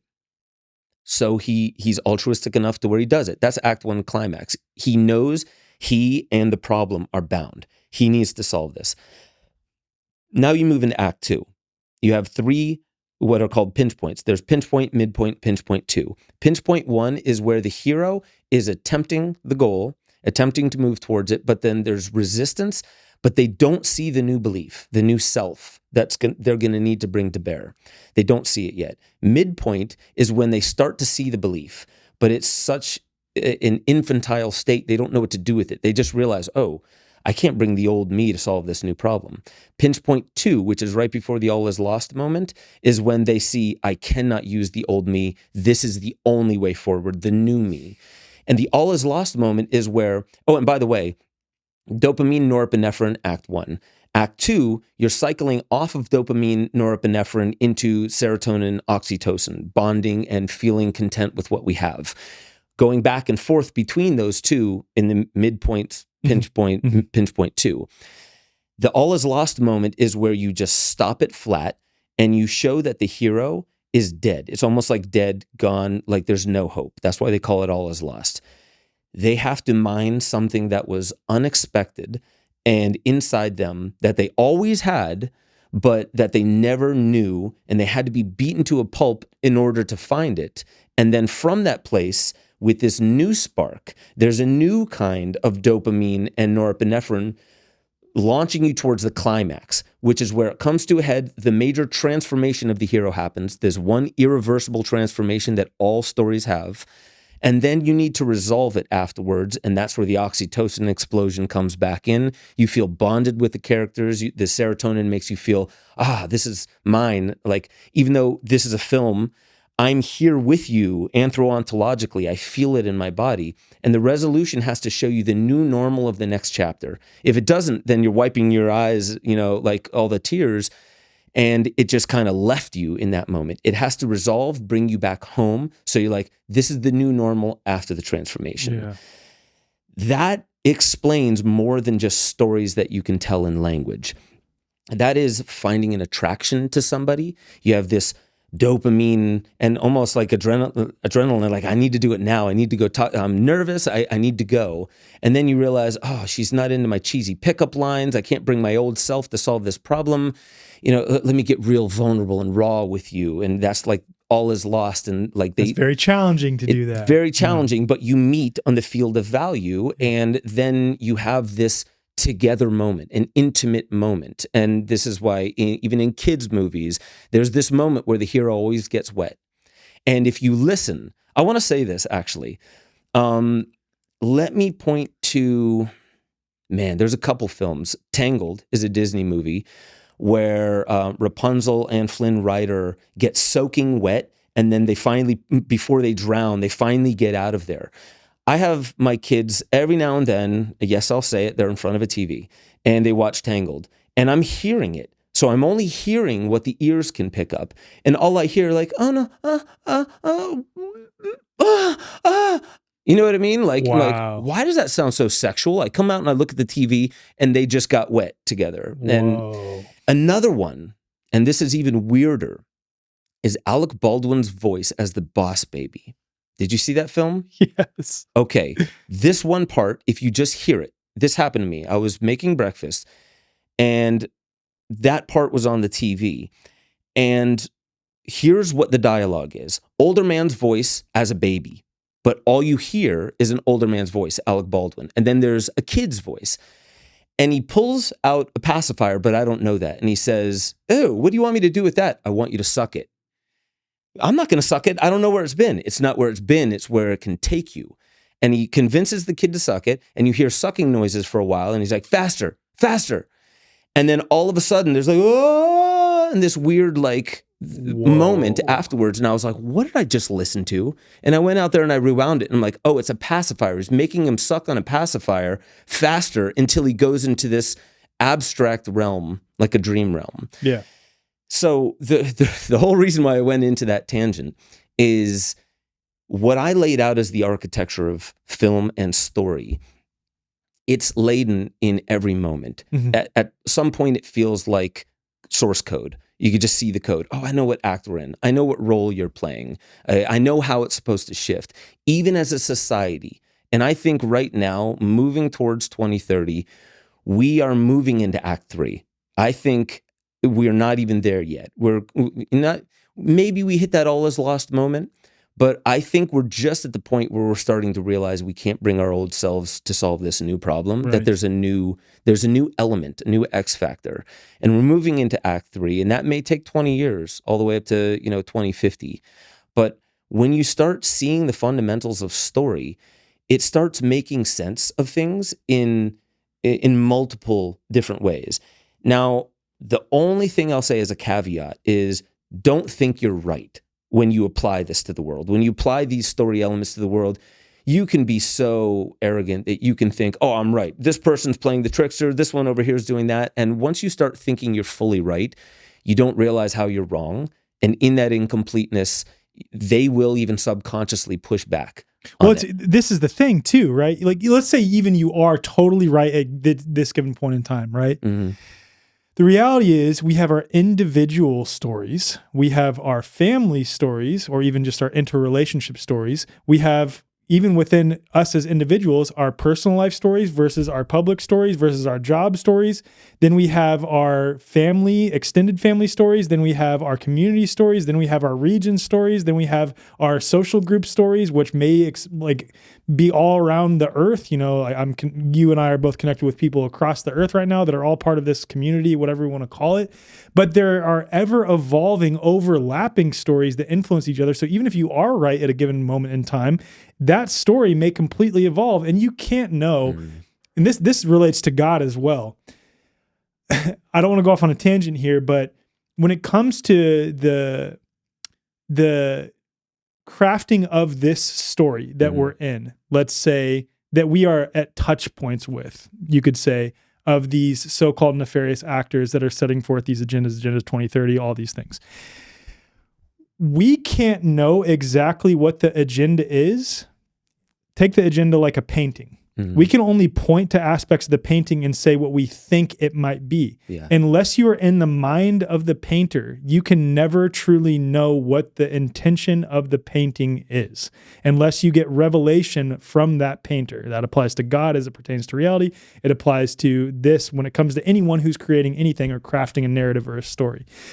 So with all that being said, how do we, in the age of the internet, when there are so many stories being told right now, everyone has the ability to tell stories. Everyone has the ability to pontificate on what they think the evolving story is. How do we find our center and make sure that we're crafting our own story? Yeah, that's a really good question.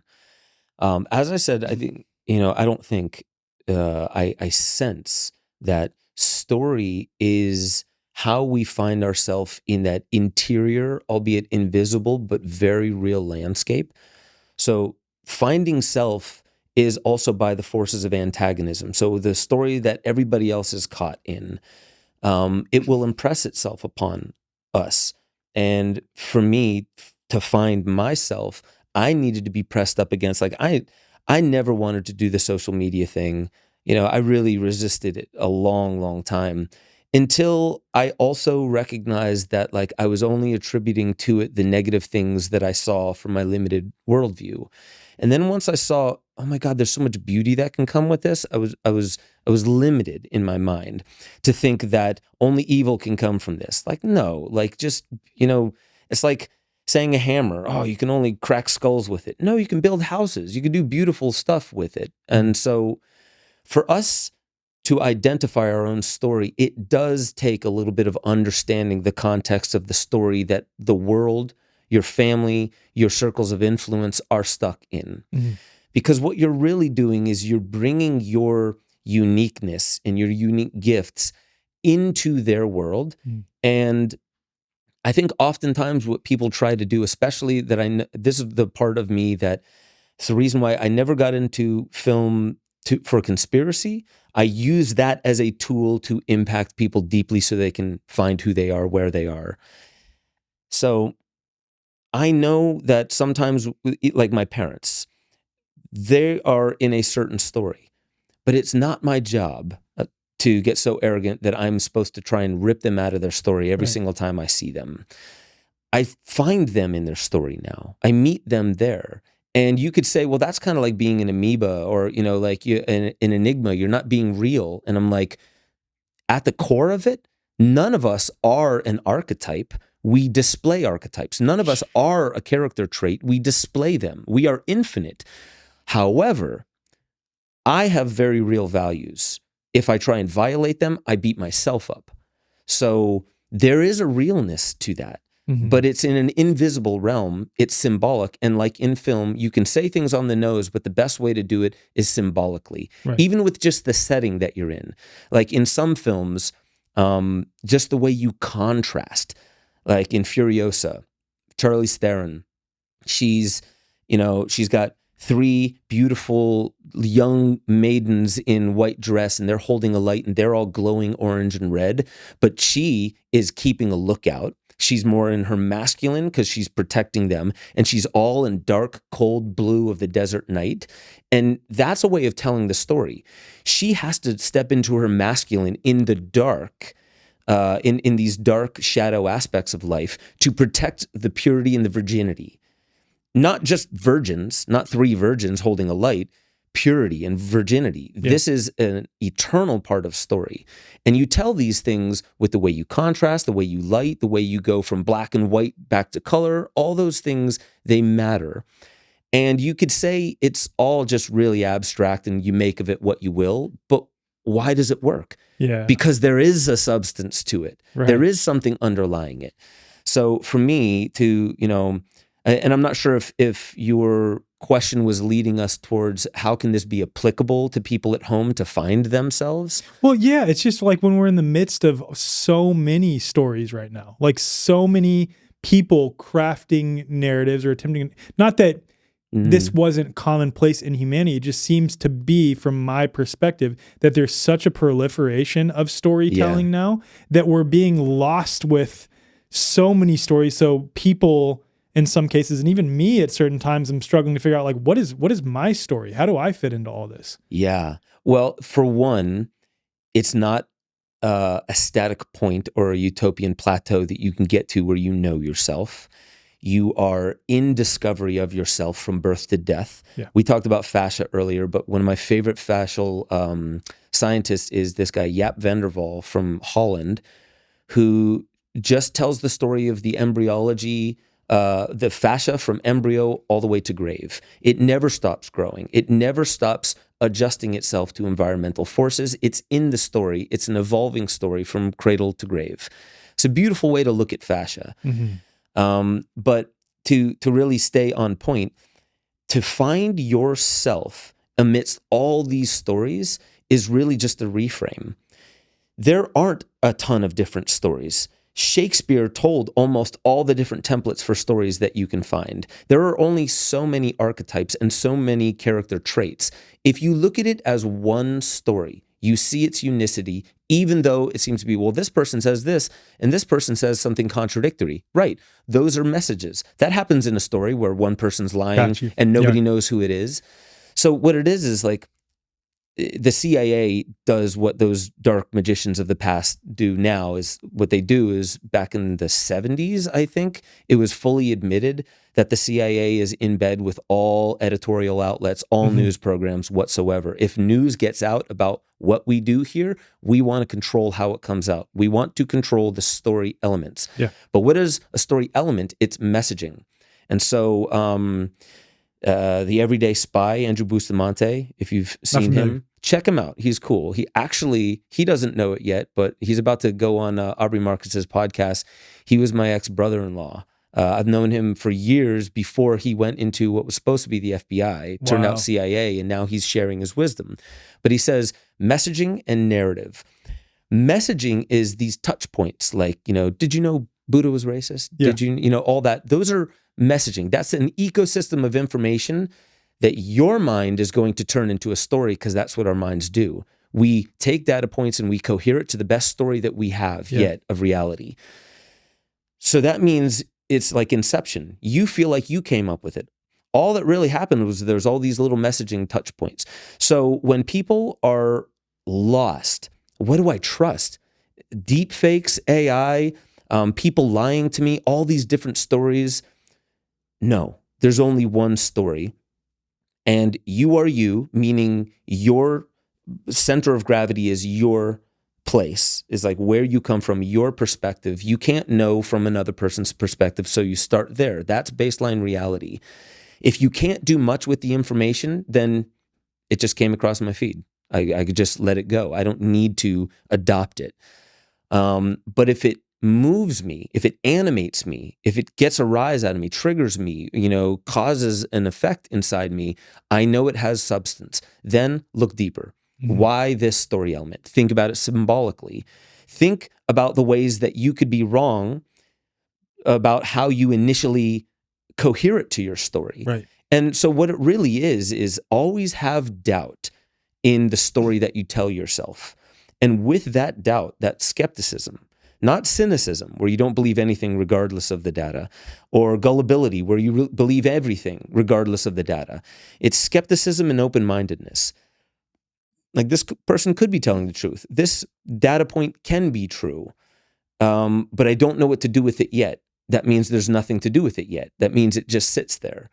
But we are a type of species, and this is how hijackable we are. We don't like open loops. We like some kind of closure for the time being. So what we do is we cohere it to the story in the way that it's fed to us by the conventional storytellers. And those who never return to it, because they're like, I'm happy. Why blast open this story? But people like you and I are like, there's more. And once you realize there's more, I want to know what that is. I bit the apple. I want to know. What you're getting at, right, is humanity struggles with not knowing, so they have to know. So because they have to know, even if there isn't a direct answer for a cause and effect relationship or anything, any specific thing in reality, they attribute it based on their preconceived story that they are already holding on to and just accept that. Right. And they don't blast apart self, because if you are an orangutan and a genie pops out of a bottle and says, like, you can have anything you want in orangutan voice, they'd be like, the biggest banana ever, right? What did Solomon say? I think when he was asked, you could have anything that you want, he said wisdom. Yeah. Rightly so. And Jordan Peterson says, if you could have any one thing, it's intelligence or wisdom, which is, like knowing how to apply that. So really know yourself as fallible. Know yourself as having the same tendencies as other people. But what's interesting about that is the exact, you think that that might be a problem, but it's actually a superpower once you know how to wield it the right way. Because if you know how most people would put these puzzle pieces together, but you have a feeling that it's propaganda, that it's trying to move you somehow to something that benefits others and not yourself, then just knowing that causes you, well, how am I supposed to, in their mind, put this together? Why would they want me to put it together that way? Right. Did you see Game of Thrones? Yeah. Okay, anyone who didn't see it, there's this guy, Littlefinger. You probably won't like him.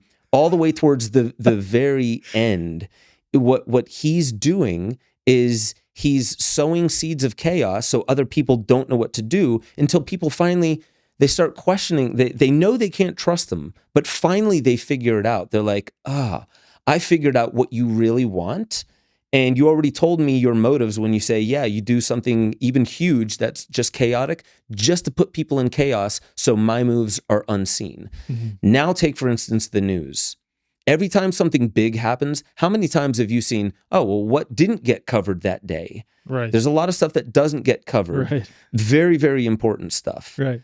So to me, it's a superpower to know that we're being lied to, because it causes, I'm a human, I have the same tendency to put those data points together in this story.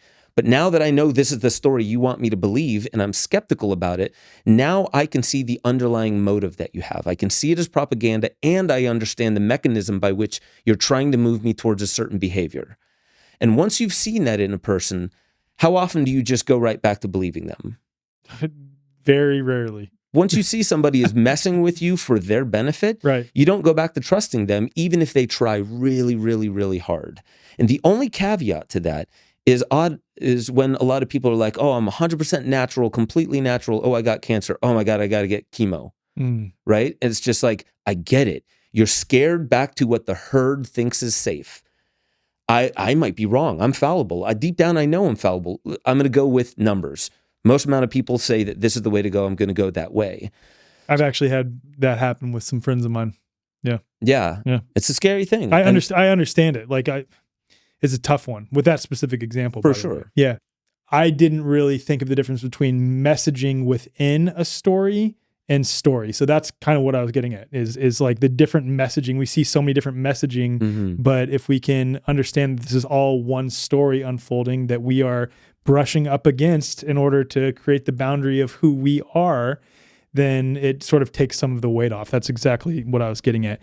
But the other thing that I wanted to touch on there, especially as it relates to, you talked about how we've come to understand that these people have already shown themselves to be misleading towards us, and you're alluding to sort of the mainstream media and things like this. One thing, in my opinion, that especially at this point in time, it would behoove of people who consider themselves to be so-called alternative, leading, truth, or health, freedom, whatever you want to call this space. I can never find an accurate term to describe it, but you know what I'm getting at. Yeah. Like our circles that we brush up against and are a part of is that, okay, the purveyors of this larger narrative and story, the so-called nefarious agendas, they know that the mainstream media is dying. They know that. Like they've seen it coming for a while, and it almost, in my opinion, I've written about this, seems intentional. It's like an intentional collapsing of institutional trust in the mainstream media and things like this, and a huge rise in the alternative media.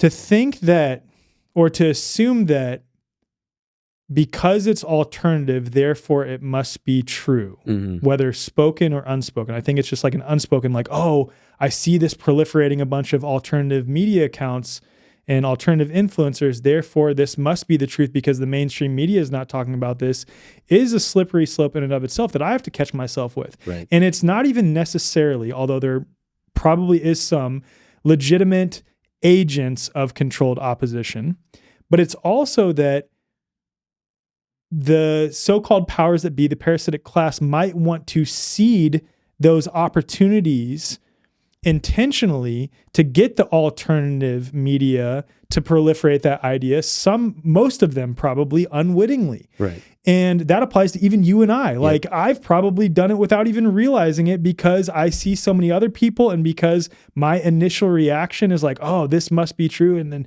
I have skepticism of the media. I have skepticism of these personalities. They're not covering it, or they're coming from this angle. So therefore, this angle that I see proliferating must be true. So I'm going to go with that. Yeah. And that's where I think it would behoove of us to be incredibly discerning when it comes to something like that.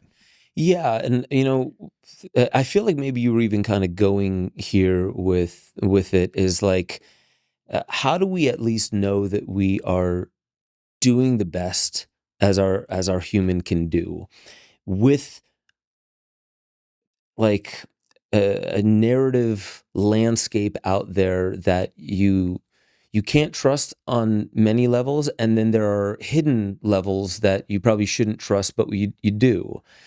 And really that comes down to, Paul Chek said this, and he was just like, in the age of information and misinformation, you really just have to rely on yourself. And the thing is I know, like, if I ask my heart, is this right? Even if it's the wrong thing, or if I lose money, or if I lose a friendship, if my heart told me to do it, then there's a reason. There really is a reason. I did what I thought was best. I'm not going to, like, I may apologize that, like, what I usually always apologize for, whether it's my kids or my family, is just like, I was not where I wanted to be in that moment. Right. But if I do something that's really hard and then everything falls apart and everyone blames me, I've had that moment before. Everyone was just like, that was so dumb of you. And I'm like, you know what? I get that you're mad. I'm sorry I let you down in that way, but I did the right thing. I'm just going to say that flatly. I did the right thing. With the tools and information you had at that time. Exactly. Yeah. And so, I agree. The alternative media, without knowing it, is yet just another chain in the link of story that wishes to impress itself upon the people. Right. So whether it comes directly from the mainstream media, or the alternative media is talking about what the mainstream media said, you're still largely getting your information through curated channels. And then with alternative media, there's less scrutiny on, not on like their facts. Is that a real fact that you're talking about there?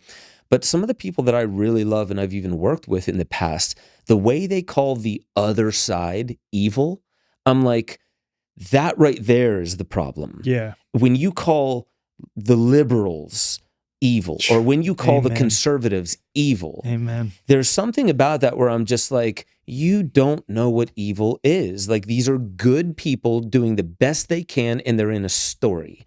Can you blame them? Well, you do, because you're calling them evil. You're not even calling them wrong. You're calling them evil. And without even fully explaining, what do I think the word evil means? Harm for harm's sake, just to watch it burn. You really think the left, the whole left, you can typecast all of them and the put them on that overwhelming bank? majority of people who identify as left-leaning, if you have a conversation with them, talk about like getting into a shared space and like look at them eye to eye. If you have a conversation with them, some of my neighbors, dude, right, like, they are good people that are just buying into a certain story. Exactly. And it's because they genuinely believe that it's good. Yeah. That's it. Yeah. And the alternative ecosystem of media is not only susceptible to those kinds of, they're getting the same information, they're just regurgitating it with their own spin on it. And that's good, because I do think there's a lot of good that's coming out of that. But in the same sense, I would say the same thing about, whereas I'm not a flat earther, I love that they exist. Why?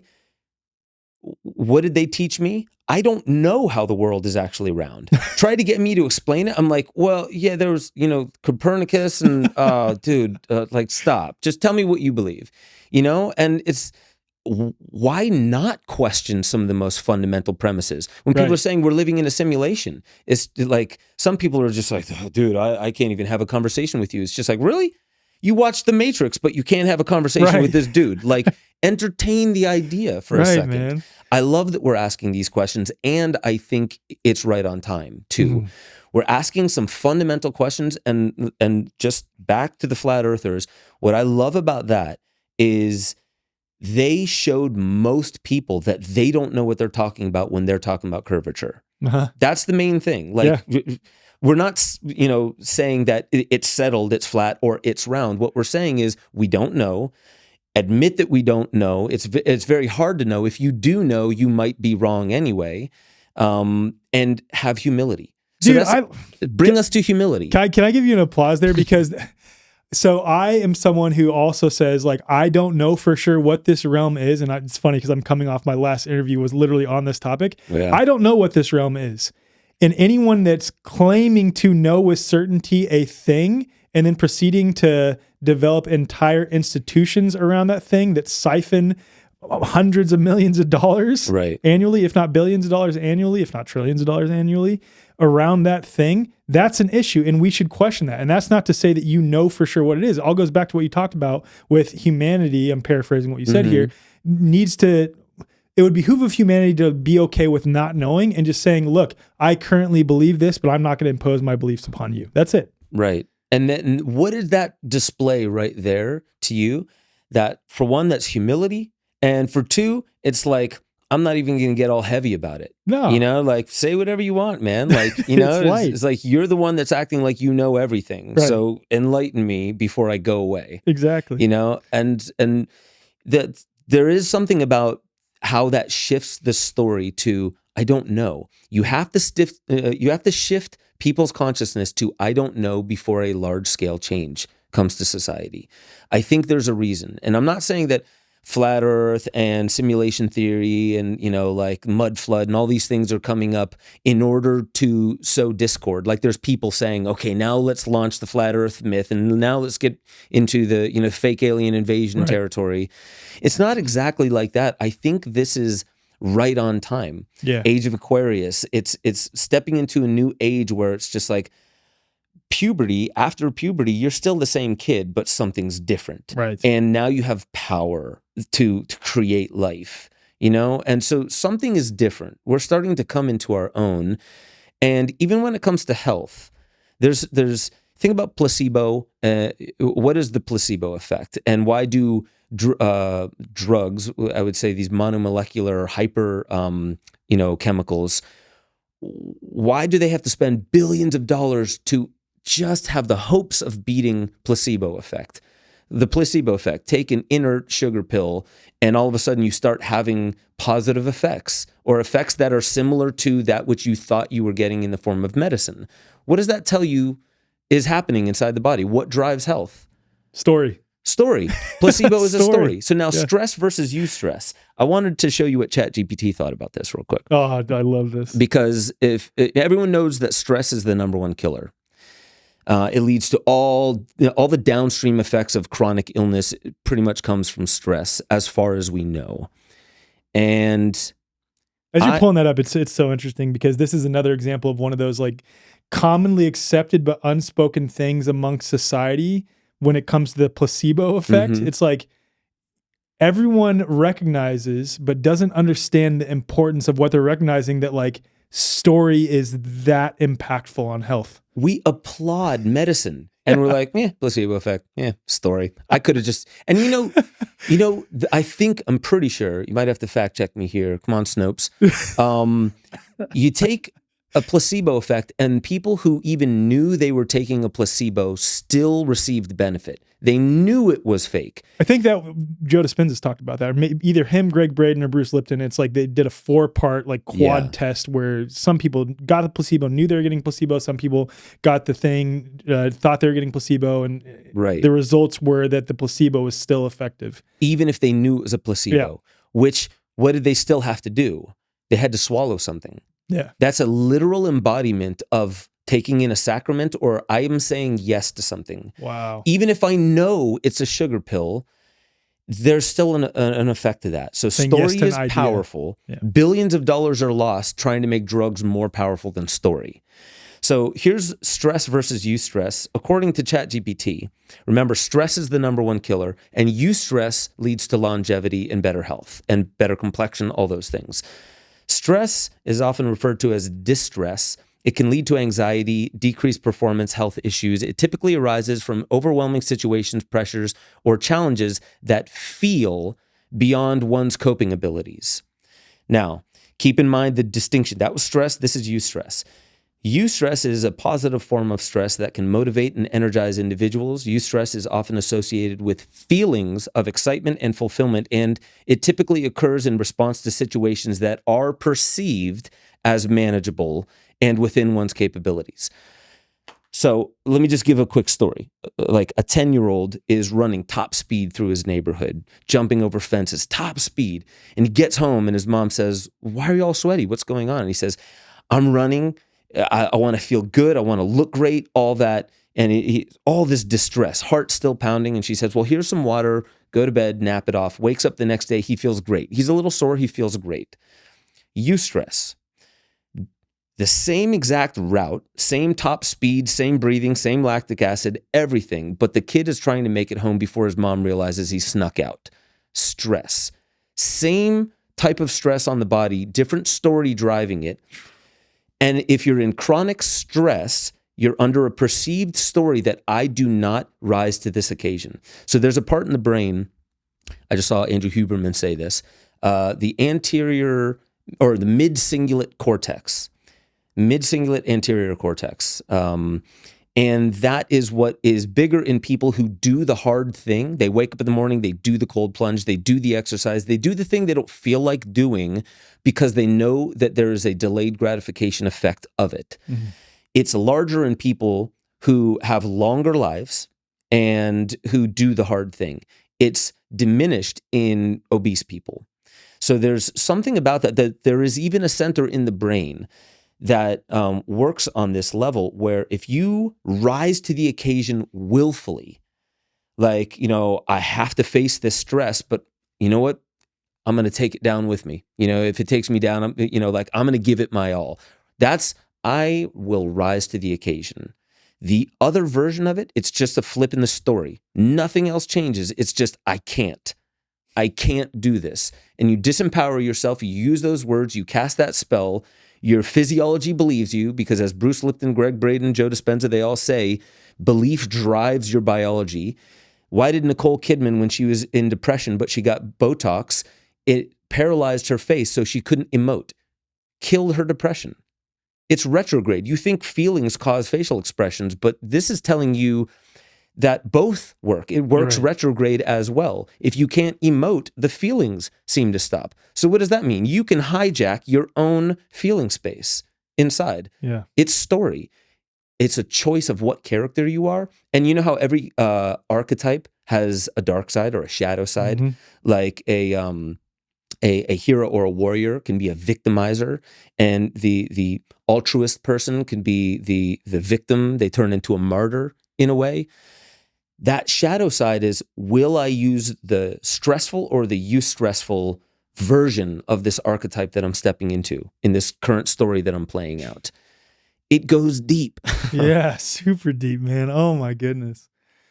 Do you want to get into, because it relates to story, and it relates to what you're just talking about with stress and eustress as well, actually.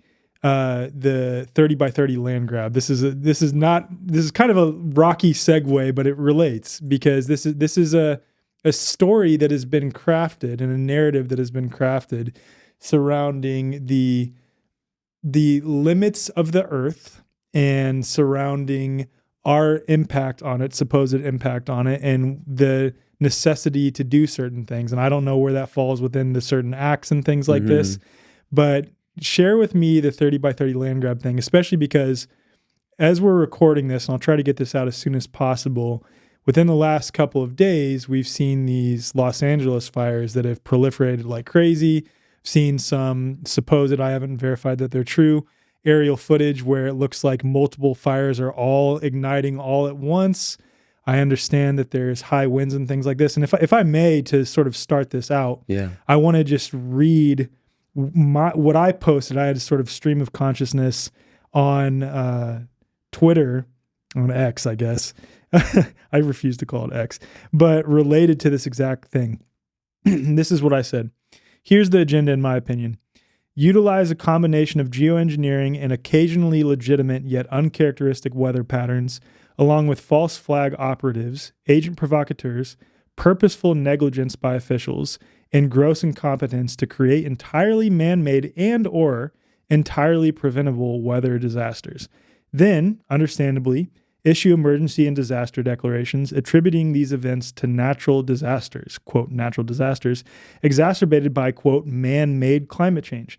Once the dust settles, the government enacts eminent domain while insurance companies deny payouts or no longer cover things related to these disasters, rendering the situation dire and the land uninhabitable.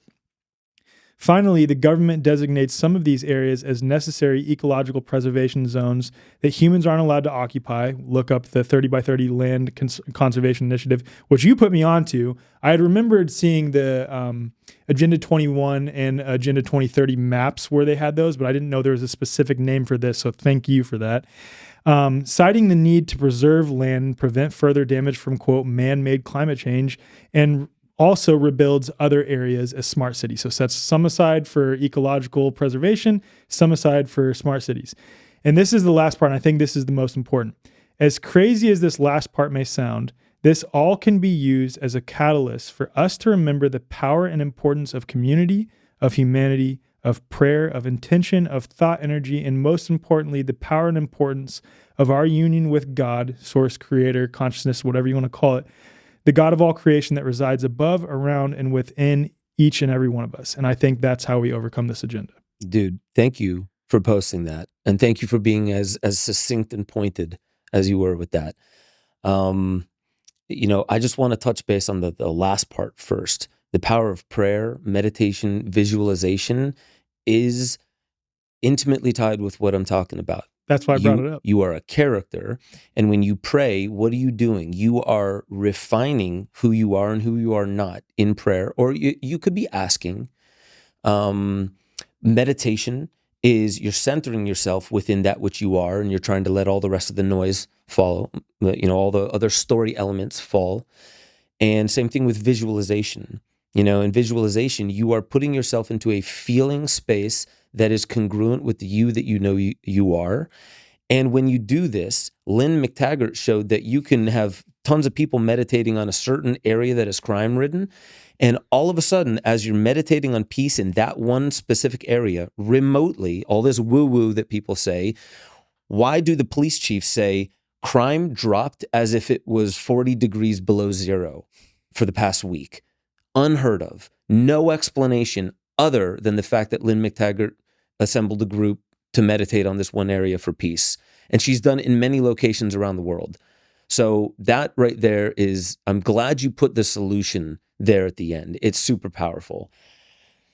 So this thing called the 30 by 30 land grab, I implore everybody to go to YouTube and look up Margaret Byfield. She is by far the best person putting out information on this. Unfortunately, one of the only people. Epoch News, is that what it is? Epoch News? Epic Times. Epoch Times. Yeah. Is it Epoch or Epic? I don't know. I think it's Epoch. Yeah, you're probably right. But I know they just did something on the 30 by 30 land grab. I think that was the little clip that I shared with you. It was an Instagram or YouTube short. But basically, to get straight to it, the 30 by 30 land grab, it's not actually called the land grab. They changed it to American the Beautiful Act because it sounds great, right? Like you put a nice title on something and you automatically assume... This is the patriotic thing to do. We got to do this for America. God and country. Right. Know your role. So the 30 by 30 Land Act is an effort that comes directly from the UN, connected to the Sustainable Development Goals, that trickles down into the municipal level, not just in the United States, but everywhere. In Europe, it's called Natura 2000. That's the real reason, as I'm hearing, the Dutch farmers were up in arms, because they were being asked to volunteer their private land to go under Natura 2000 so they could do the same thing over there. What it basically means, why 30 by 30? 30%, the agenda is 30% of privately owned land in the United States to be given up or let's say put under a federal conservation easement, under the overarching story of climate emergency, we need drastic measures. You guys love the ecosystem, right? You love nature. Okay, so you have all this land, just you can own it. You have the deed. We just want you to put it under a federal conservation easement, not knowing exactly what that means and the downstream effects of that are. So 30% by 2030. That's 5 years away. Holy shit, it's 2025. I know. 5 years away. 30% of the US put under federal jurisdiction in 5 years is a lot. I'm going to start with why that's so important. If you know anything about socialism, what is it predicated upon? If we were to get to socialism, what needs to be abolished? Private ownership. Private property. Mm-hmm. Exactly. So it starts with the land. The United States is the first government that has ever been driven by, for, and of the people, right? And how is that possible? Is it just on paper? No, it's because the people own the land. Mm-hmm. So it starts with the people owning the land. It is no longer the government of, for, and by the people if the people don't own the land, right, because there's no leverage anymore. So 30% is a lot, right? If I ask you for 30% of your pay, that's going to be a problem. Dude, like, huge problem. So like, I want 30% of your business. Like, sorry, no way. But that's not the story we're being told about this. Oh, you still get to own your land. But what happens is once that land is under federal conservation easement, it starts connecting to natural asset classes. Have you heard of that? No, explain. Okay. Well, BlackRock is involving themselves in natural asset classes, and they are one of the largest investment firms in the world. They're bigger than most GDPs around the world. Is it only BlackRock? Is it also Blackstone? No, it's well, yes, it's basically it's independent of those types of investment firms. Okay. But it's a class of taking something that by definition should not be something that you can make into private property, like photosynthesis, pollination, fresh air. You can't, private property is something you can contain and exclude other people from. So photosynthesis, pollination, that is all happening on this private land. Why are these companies really pushing for NACs, natural asset classes, to include pollination, photosynthesis, and clean air? It's because if you put your land, your privately owned land, under a federal conservation easement connected to these natural asset classes, the reason why they're doing this is so they can say, look at all this new land that's on the federal budget. We can raise the debt ceiling now. So we can extend this crazy debt racket that we're in the middle of. So that may be the biggest why, but I think there's also deeper, more, devious whys as to why this is happening. Real quick on that point, and I want you to continue. Have you heard that the overall world banking system is switching from Basel II to Basel III banking, which means they're switching from future labor interest, meaning currency backed by people, to currency backed by in-ground assets? No. Hey y'all, I'm here with Melissa Kupsch from Remedy Academy of Homeopathy. We are so stoked here at The Way Forward to be partnering with Melissa and Remedy in order to spread the message of homeopathy across the world, and also to partner on the eventual development of healing centers across the United States. People are pretty quickly coming to realize that frequency is the future of medicine. We are witnessing the great resurgence of homeopathy right now. We're really moving away from that suppressive medical model, whether it's for eczema, asthma, hormones, fertility, anxiety, depression, trauma, whatever it is, it all starts as energy in the person's field first. If we change our field, we can completely change our life. Our 2-year academy is open worldwide to anyone who wants to become a homeopath. We've got 5 lecturers and we currently have over 500 students enrolled, which is record numbers in our field. A career in homeopathy is amazing for anyone who wants flexibility in their work and who wants to be valuable in creating this new world. We have stay-at-home parents enrolled, we have ex-medical professionals, grandparents signed up who want to learn how to heal their grandchildren and pass on that invaluable knowledge. We even have husband and wife teams. So my husband enrolled in the course with no prior knowledge of health as a background, and he is loving it. Kylie is also enrolled as well, so my partner is, and she's so stoked to become a homeopath and to be helping to spread this message across the world. The thing that we hear from so many of our students is, I found my thing. Homeopathy is the key. We harness frequencies from nature and we alter the field of all creations. So if anybody wants to join us or they want to know more about it, they can visit our website. Yeah, and all that information will be in the show notes. So if you want to learn more about Remedy Academy, also RMDY Collective, also some of the homeopathic products that they have, please just head to the show notes. All of that will be listed there. Interesting. Yeah. Very interesting. You know, Catherine Austin Fitts is also, and I'll connect with you, see if you can send me a link on that. Yep. Catherine Austin Fitts was saying, like, why is there so much asteroid mining going on now? Because if you find a mineral that's not here on Earth, you can appraise it at any value and raise the debt ceiling again. Wow. So this is definitely, and even Whitney Webb is calling this out. Catherine Austin Fitts is on it. Alison McDowell is not calling this specific thing out, but she's doing a great job showing the constellation of the WHO, not the WHO, but like the people that are involved in pushing us into this new kind of economy. So what happens now if you have these natural asset classes and the federal government owns photosynthesis on your land? Can you put more cows out to pasture? Oh, no, sorry. They're going to graze on all the photosynthesizing grass out there. What about pollination? Oh, sorry, you can't mow down that field. You can't cut down those trees you can't dig up the earth for the minerals inside of it. All that was perfectly fine before. You have the mineral rights to your land. You can do it. You can create economic,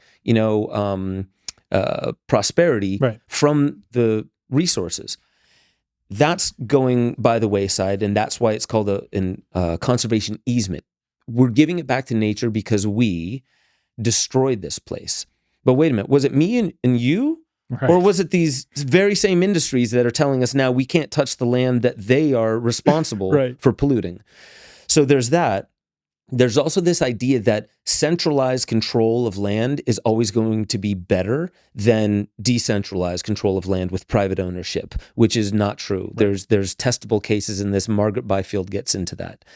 So on top of that, let me show where this story comes in, because all of this, if you were to just say, hey, we want the federal government to own 30% of private land.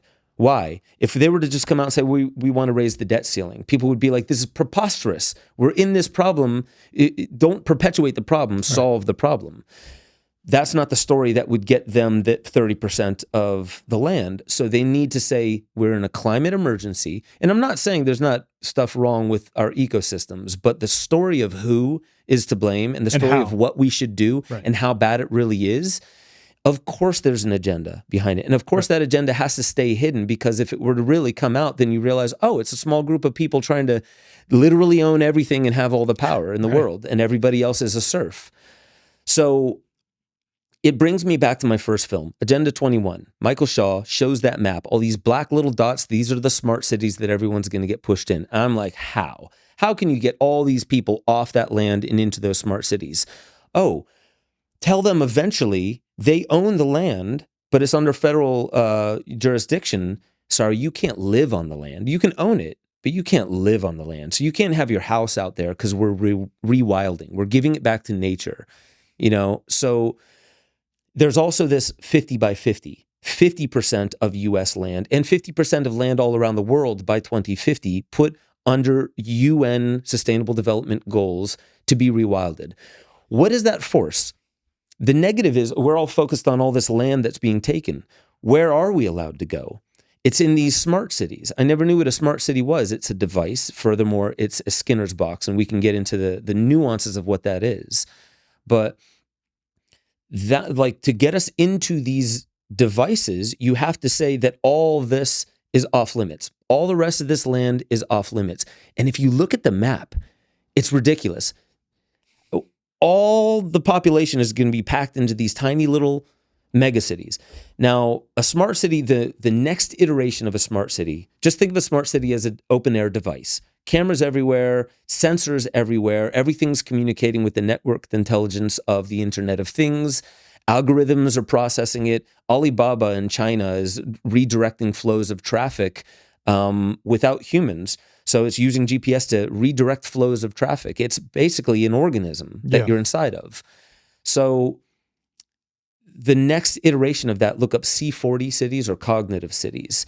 And that's what Alison McDowell was talking about as being what really wants to happen. The real underlying agenda is studying people. And in each and every one of these cities, you can drop a new micro story, a micro tragedy, a micro crisis, and see how people engage with each other and study their behavior. Let the algorithms pull out patterns that even we can't see, so we can divine people. Like it's like going to an anthill and kicking it and watching what happens. But it's like with the intelligence of being like, I want to control them.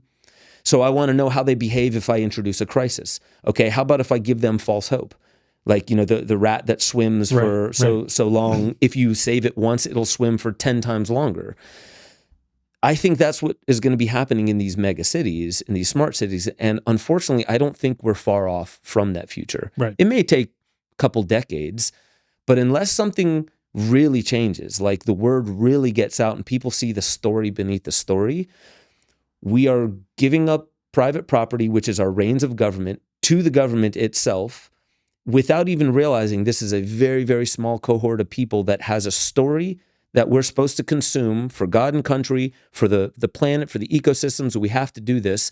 What does this small cohort get? Anonymity, all the resources, all the power, and the ability from the back end to control the story that people are under. Now something could be happening in this city that's not happening over here, completely incongruent stories, but the algorithm won't let for, stories to pass between that membrane. So when I said this 30 by 30 land grab is the first step of pushing us into these smart cities so everyone can be tracked. You think you're free, you're walking around in a city. Everything is a device. And there's little nudges and rewards. We hear about tokenization with Web3 and blockchain. Everything's becoming nudged and rewarded and like, hey, did you eat your apple today? Here, it's 3 points. Oh, wait, a slice of pizza? Take those 3 points back from you. And what does that do? Incentive structures. In the same way, if you go up and you go to YouTube and you find B.F. Skinner operant conditioning, if you look at that, you can train a pigeon to peck if the word peck is showing. And it pecks, it gets a reward. And then it takes that reward, it pecks, and it doesn't get a consistent reward. It can never know when the reward will drop. Otherwise, it'll get bored because it'll know. But if it's a variable reward ratio, it will complete the pattern over and over and over again because it's a compulsion now. When am I finally going to get I finally see something as I'm scrolling. Same thing with slot machines. It's the underlying behavioral psychology of casinos, of social media, of a lot of things. It's even family. If you go down to the root of it, like why do family kind of use guilt and these little subversive ways? Because Kurt Doolittle says at the core of biology, there's feminine neurology and there's masculine neurology. Feminine neurology typically comes in packages where they can't force you to do anything. So they have to use story, actually. They have to use a little bit of deception or coercion or guilt to get you to do the thing. Whereas the masculine, if it has the bigger size, it can force you. But if you're a smaller size, then you have to revert to the feminine neurology. That is being displayed in this operant conditioning as well. So these invisible levers of control to get you to perform an action is what these devices or these megacities are. So what I'm saying is the 30 by 30 land grab is one of the first major steps that leads us directly into a Skinner's box type of existence, unless something changes. And this goes back to the Iron Mountain Report in the 1960s, which some people say might be fake, but that's when the UN said, no longer can war be the way that we steer the masses. It has to be a unifying event like climate change, like we're destroying the place. We need a narrative where we all do it for the earth. So scary, isn't it? No, dude, it's crazy, but it all makes sense, especially as we like see it, or I think we see it playing out in real time with what happened in Lahaina, with what happened in North Carolina, with what's happening in LA right now. Ukraine. Why is BlackRock saying they're going to rebuild it? They're not going to rebuild it, not smart grid. Another example is what's happening in Gaza. Like it's the same thing. It's the same thing that's happening all over the place, really. And I think that when it comes to the weather specific ones, it doesn't really matter. I mean, it definitely matters. I want to be clear here, but it doesn't matter all too much whether they are climate change that is man-made, meaning like geoengineering, things like this, or they're just happenstance crazy weather event that is occurring. Yes, it does matter. I want to be clear there because people be like, oh, it doesn't matter that geoengineering is happening. Yeah. That's not what I'm saying. In either case, the powers that be will try to capitalize on it. Yeah. And the other thing that plays into this too, and you actually covered this in your film, The Land of the Free, that you put out on you created and put out on Aubrey Marcus's YouTube channel. Also link that in the show notes. Is that, okay, so you have the government initiating this 30 by 30 initiative.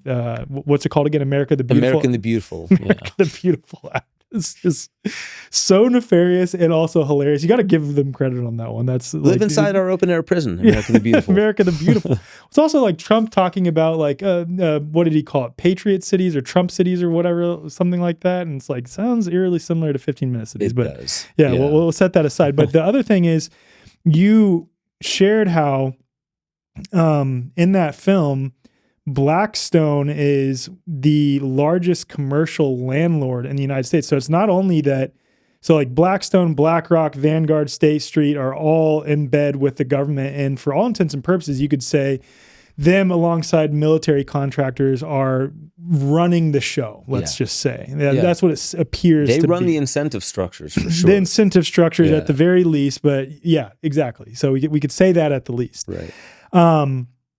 And so they're pushing the government to enact these things where the government really has control of your land while you think you still have control of your land, and then eminent domain laws and like, oh yeah, you have this land, but if a weather event just happens and we, our public officials just for whatever reason don't do their job correctly, or we create a weather event, then we come in and buy up all that land, or we enact eminent domain and say that you can't come back onto it because it's a disaster area. Mm-hmm. Insurance companies can't pay out. You can't afford to rebuild a property there. You have to move somewhere else.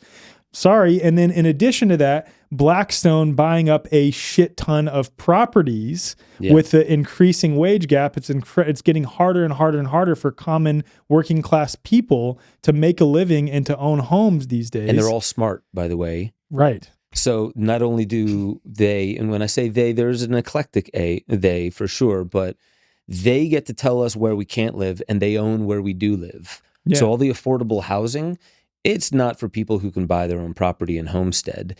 It's mainly going to be once there is a universal basic income, you live here inside this device, which is connected to all those other devices. Right. Yeah. And so the larger question, because I think a lot of my audience will be like, okay, I've heard all this before, so what do we do about it? So I gave my spiel at the end of that post that I read earlier on what we do about it. And that can be somewhat vague. Like I fully acknowledge that. I think I'll share my perspective, then I want to hear yours. It's a combination of all those things that I said, and ultimately, I want to give an example.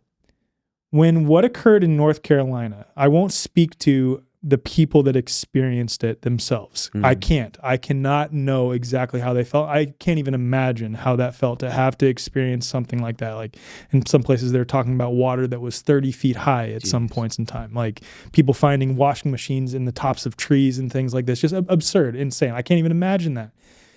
From the outside though, I'll say what I witnessed at that point in time, more than I had ever witnessed before in my life, is in the midst of a disaster, and this is sort of an unspoken thing, so many people were frantically watching this occur, especially in the age of social media where everyone's filming it, you're getting all this footage from it, you're overwhelmed by it, and you don't know what to do. You have nowhere to go, you have nowhere to turn except inward. Except inward, right? Yeah.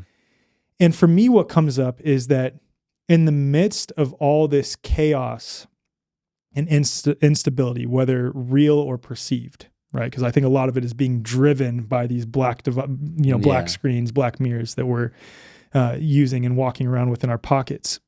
In the midst of all this, it's forcing us to find stability here inside of ourselves as the only true source of stability, our connection with God, source, creator, whatever you want to call it. And ultimately, not only finding the stability there, but realizing that like, oh, my thoughts matter. My prayer matters more than ever when it came to that event in North Carolina and then that hurricane that was heading towards Florida just after that. I saw you posting about, hey, if this next one's going to be that bad, thoughts and prayers matter. Dude, and it Yeah. wasn't only me. That's what's amazing is like never before in my life have I seen people ignited into prayer and intention, into meditation. And I'm not talking about from a perspective of desperation, because I've seen that before. Right. It was a perspective of, no, we can do this. Like we have the power to do this shit.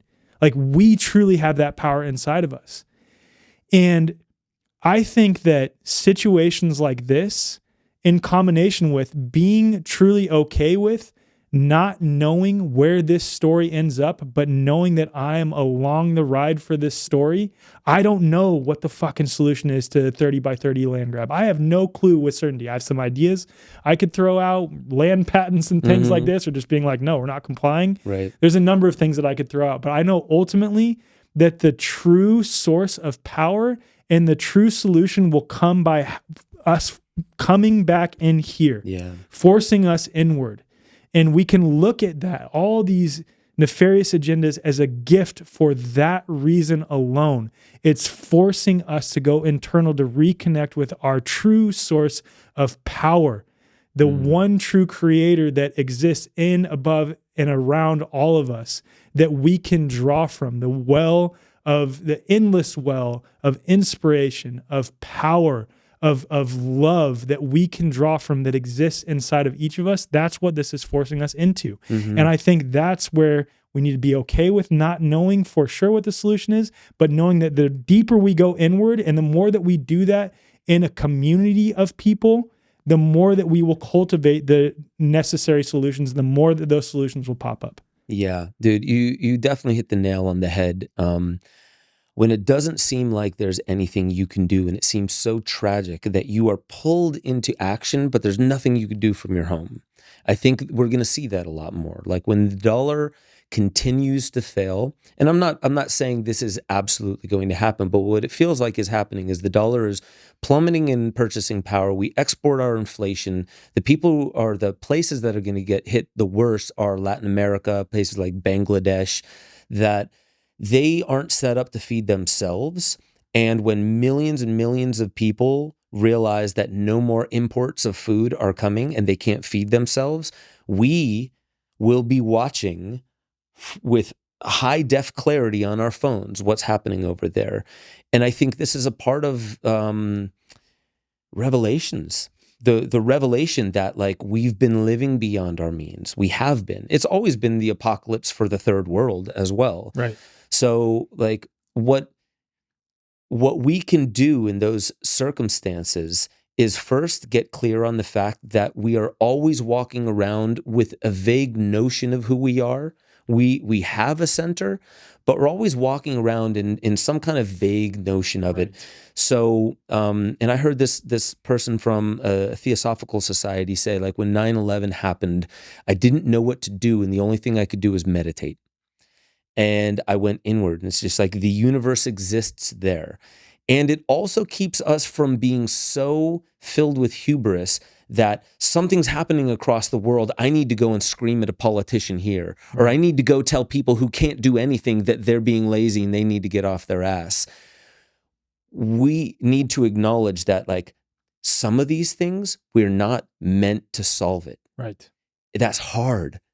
You know, so my kids watched the Avatar series, and there's this one moment where Katara, the affection, the love of Aang, the Avatar, is like, his mom was taken by the Fire Nation, and she finally found out who it was and where he is, and he was like, don't go there for retribution. Don't go there for revenge. And she said, I have no choice. Like, and the one guy was just like, what's she supposed to do? Nothing. That's easy. And he said, no, doing nothing is hard. When you want to do something, but you know that across the seas where you're watching all this, like, let's say Palestine, or Ukraine, or wherever your heart bleeds for, sometimes the only thing you can do is know that it's there and be there for them in the only way that you can. I don't think we're going to get out of the rest of this decade without some serious fucking upheavals. Societally, humanity-wise, technologically, financially, it's a confluence of meta-crises that are hitting at the same time. Dare I use the word, it's perfect. Because what forces the hero to the place of darkness where they completely are destroyed, that all is lost moment? They have to get rid of all these false hopes. They have to let go of all this false hope.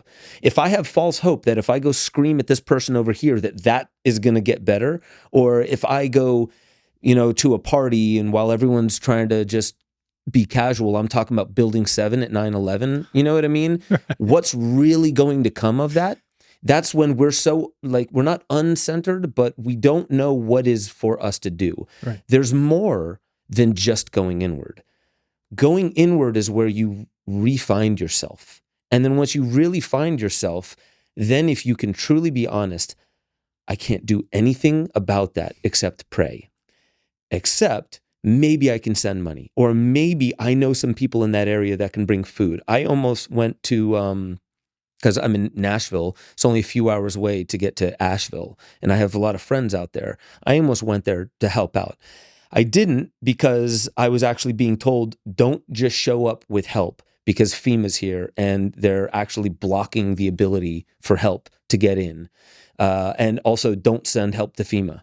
You know what I mean? Right. So it's interesting. It's unnerving. It's rattling to the core, but almost it's perfect. What else is going to push us to leave the rest of this false hope behind? And part of that false hope is the story that we're still being strung along with. Yeah. This God and country, this I believe everything about the conventional story that's out there. We need to lose faith in this system. I love America. I don't mind the American flag or the national anthem. I don't mind those things. I don't think a lot of the same things that people today are saying about America. I think there's a lot of potential in America, but I don't care if you call it America or Nike. I don't care. It's the people. It's the substance people. underneath. Right. If you can reach them, you're only going to truly reach them if you know yourself, if you found yourself. So that has to come first. Then from that place, if something moves you, you can engage, you can watch all the media you want, you can think about it, you can be like, what can I do? If something moves you, do it. If nothing moves you, don't frantically just do something just because. And know that the world is going to change dramatically in the next 5 years. And with that, know that you have a role, you have a voice. And so I want to segue this to something that I've been working on for a long time now, which is my film course. Dude. Literally next thing. I swear, that was literally where I was going next. I'm not even kidding. The reason, and so I'll say, it's a film course called The Soul of Filmmaking. Along with this course, it's online. When I was working at Gaia, there were people working under me that were in $100,000 of school debt to learn film. And I'm like, you could have just talked to me for free, Right. But so I didn't go to any school. I just learned it because I was compelled to. It was a part of me. It was a part of my story. I'll start bad. I don't care. I'm going to get better. I've been doing it now for 16 years plus. So what I've learned, I enjoy growth. I like exploring new territory. So I want to teach what I've learned. I really mean everything that I've been saying about story. So what's the purpose of this? It's not because there's a creator economy that's going to hit 100 billion very soon. It's not that it's such an in-demand thing, online content creation with all the influencers. It's never been easier. It's never been more democratized. You can make, everyone has the equipment already. And guess what? People actually love films that are done on these kinds of cameras. And sometimes stuff on Instagram, if it's truly polished and manicured, people don't watch it. They like the raw thing. Right. So storytelling is being democratized with the technology. You can learn anything you want in the information economy. Go to YouTube, you can learn it. But what I do is I distill the soul of filmmaking, which is how to connect what your soul really wants to contribute in the form of a verse to the greater story, to the audience through audiovisual art. It's very niche. It's filmmaking. So on the side of that, when I'm really talking about storytelling, it's through the medium of filmmaking. What I never had as I was going through this was, if I had a film and I needed some feedback, like, it doesn't feel complete. What is it? And I give it to my friends and they're like, oh, I thought it was great. It's like, that's not constructive. And you give it to somebody else and you're like, please be constructive. And they just come up with something and you're like, that's not it either. I have a film tribe that is connected with this. And so April, May of 2025 is when it launches. And anyone who's interested in this, it's not about like, hey, I want a side hustle, I want to make more money. That's fine. There's a lot of money to be made, but you do not fit in the soul of filmmaking if you are just looking at side hustle or 10xing. It's not about scaling. This is about impact. I was so distraught. I got paid well to make Land of the Free with Aubrey. And we put it out and it skyrocketed to 85,000 views and it hasn't budged since. It broke my heart. I don't care that I got paid well. I wanted this to be seen by more people. I think it was really good, by the way. Thank you. And it actually had a really incredible twist because I have skepticism around a lot of the characters that are in that. Mm-hmm. And I'm not going to say you aided in that skepticism or that you played into that skepticism, but I thought it was going to be very pro these individuals. And it was sort of left open-ended, like, hey, here's what happened. And now it's back on us as individuals and as a collective to figure it out. Yeah. I really loved it. Dude, it really surprised me. And you messaged me that too, knowing my skepticism. And I was like, you know what? I've seen what you said about RFK. And you know what? I'll halt my discussion about the film course and then I'll get back with the film tribe. Sorry to take you off. No, this is important because I made that film like I make all my other films. I explore the darkness of what is, and then I give you a solution you didn't think was even available.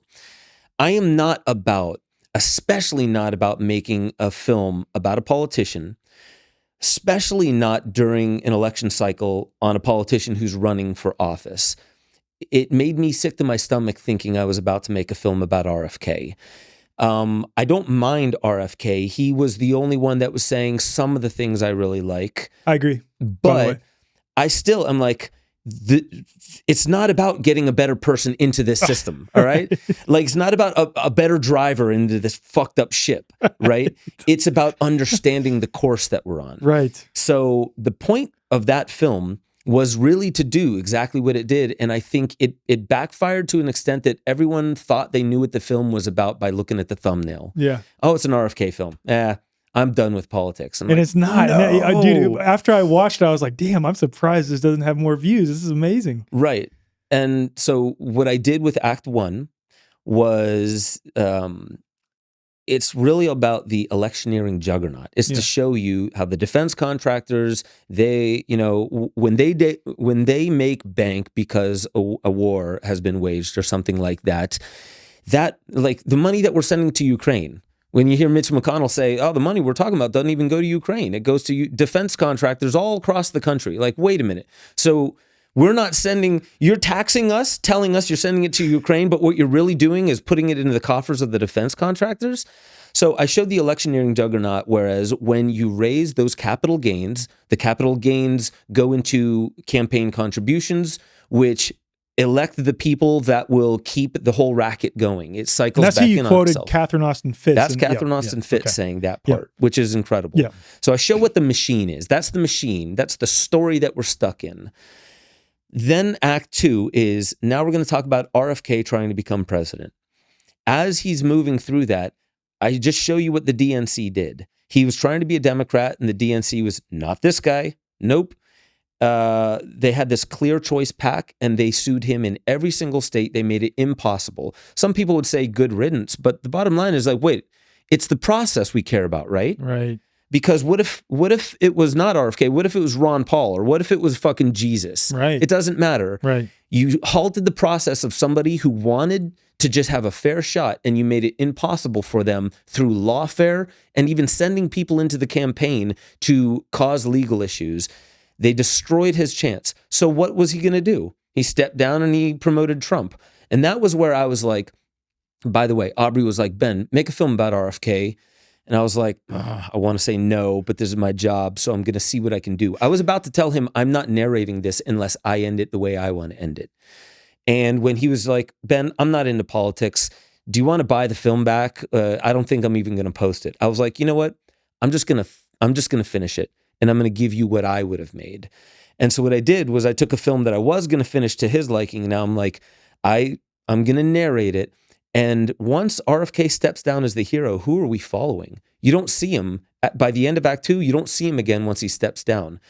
The hero was never RFK. It was always about the duopoly, this two-party system, or it's a singular organism, but it's two political bodies appearing as distinct choices when in fact they're just one. So it's blowing apart that. But if it's not RFK, the hero that we're seeing go through it, who is it? It's you watching the film. It's you who are tired of this duopoly. By the way, what does the duopoly control? The narrative. What's important to talk about? We'll tell you. We'll argue about it amongst ourselves. Everything outside of that is conspiracy. It's bullshit. You don't need to worry about it. This contrived Overton window. Exactly. All right. So then the final act is all about how many people there are that wish there was a third party. The only thing that's missing is organization. What organizes? Story. So that's the whole point of it, is just like, we already have what we need. You're looking for a solution. It's here. Listen to the message. The message is, we're already here. There needs to be some cohesive organization. But if I start a call to action and say, join my movement, that's going to make people think that was the point of it. Right. So I had to leave out any like specifics of the call to action. It was just like, listen, you guys are powerful enough to stop this. You're powerful enough to derail this train or take the reins of government again. So that was that film. Thank you for seeing the split, the twist ending that I put in there. It's really good. And back to what I needed in that film too, was somebody to look at it and speak in my language, not my mom's language. I love it, honey. No, I need somebody to say, Ben, where's the inciting incident though? It's unclear what that is. Or where's the major pinch point that leads us to the climax? A film tribe of aspiring filmmakers that are coming from the soul, because I'm definitely looking for the right fit for this film tribe.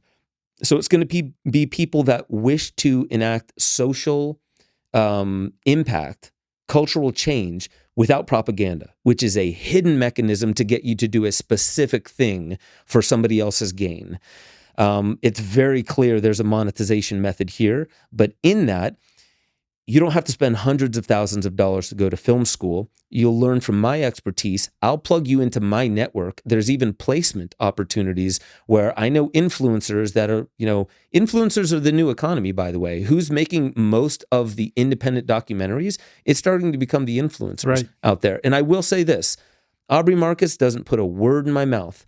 Gaia never put a word in my mouth. Tim Pool, when I made Game of Money, didn't put a word in my mouth. They're just like, Ben, do what you do. Please make a film. Make it impactful. That's cool to hear. That's really cool to hear. It really is. Yeah. And I think that's the world that we're living in. So what I'm seeing is there's a very important opportunity in front of us. And what I'm really doing, aside from just making a course and getting a film tribe so we can get more people into the industry, I want the right people in the industry. The ones that are not just seeing the world as I see it, I want them to see it better than I see it. So if I help them explore the anatomy of story, then what they can do is everything that I've done but better, which is the Christ impulse. Everything I can do, you can do, and more. I want to empower you. And my motive is, at the core of it, what I really want to see is a filmmaker that makes me jealous. Because I'm not saying they're not out there, but most of the films that make me jealous are like My Octopus Teacher. Like, okay, you got me to fall in love with an octopus. It was a good one. Amazing. It was an amazing film. Really but the thing is I want social impact. I want real change. And I want it to come from grassroots. And I think that happens by the same thing that America did. It democratized your ability to run the government.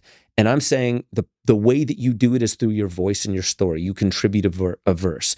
So if you understand story, you understand the nuance of how to layer it with symbolic meaning so you get to the underlying principles and values. And what will really change the story that we're hypnotized by is a grassroots uprising of people speaking from the soul. I don't know what that looks like. I'm excited to find out. And that's why I made the Soul of Filmmaking. So just as a call to action, I'll have a phone call with anyone who's interested in doing this. I'll explain it to you, and we can see if you're a good fit. But really, the only thing I'm looking for is I want you to love storytelling, and I want you to get better than me, because I don't even feel like I'm halfway to my potential as a filmmaker. And I think one thing that's slowing me down is I don't have enough people that are speaking my language in film. So I'm trying to impress upon people story is integral and we are storytellers. Stop saying you're 1 in 8 billion people. Stop thinking that you're low on the economic ladder and that means that you don't have much of a voice. Yes, other people have power, but they have to work so goddamn hard to have that power. So claim what is rightfully yours, in a sense. And to me, I know that inspiration is going to lead to a solution that I couldn't have come up with myself. It has to come from the whole of society.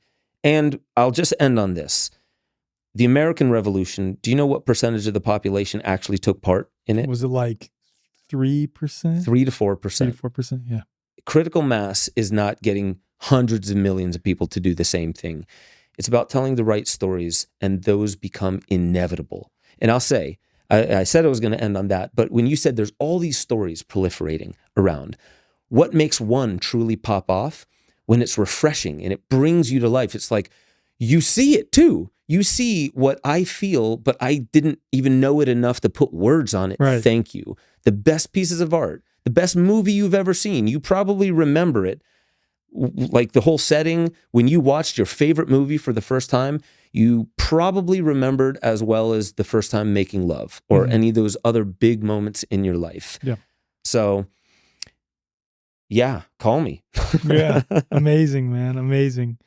And what you just said there about like 3 to 4%, especially as it pertains to storytelling. And it's funny because I always bring this up at some point in the episode, but when we're talking about all it requires is a small number of people effectively telling story in order to influence the masses, that ripples out through their field. And this logo has so much meaning to me now. And it's funny because I chose the Taurus yantra before I really knew what it was. At the time, I was like, oh, that's a cool looking thing. But now I know that that's the top view of the human biofield. Yeah. And what Eileen always says is a strong, coherent field overtakes and trains weaker, incoherent fields. And that's how we initiate change, is we represent that strong point of coherence and proliferate that story into the ether that then brings other people into coherence. And that's how we can usher in change. So yeah, it's even with all the dark shit that we were talking about, the solutions are so much closer than we think. They really, and it's the key is different than we think as well. It's this inner click, and it might even be imperceptible, like a whisper, but it's right there. It's not like, oh, I need to build a 500,000 person army to go stop this thing. No, it's actually a lot simpler than that. And you do have to turn within. amen. And man. you know what? Thank you for having a platform that gives rise to the things that people like me want to say. Because in this alternative, as we're spreading alternative messages, what we're really doing is we're finally saying, no, it's not the hot shots and the fat cats that get to tell the story and drive the ship anymore. And all you got to do is just put on a camera, get the microphone, and start speaking from the heart, like really humbly speaking from the heart. And I think the ones that are doing the best are the ones that they're confident, they're bold, but they're humble. Yeah. It's a combination of those two things, because you have to be bold. Otherwise it feels like weak and soft and like the person doesn't know how to apply themselves. You have to know the person is in themselves, but they don't need to spray themselves over top of everybody else. They, like, I am here, I am doing my work, and I am saying, and words have so much power. I am saying the things over and over and over again. And how many people know much of your inner cosmology just because you do this all the time and you get to talk. Right. You know, Exactly. it's Yeah. refreshing.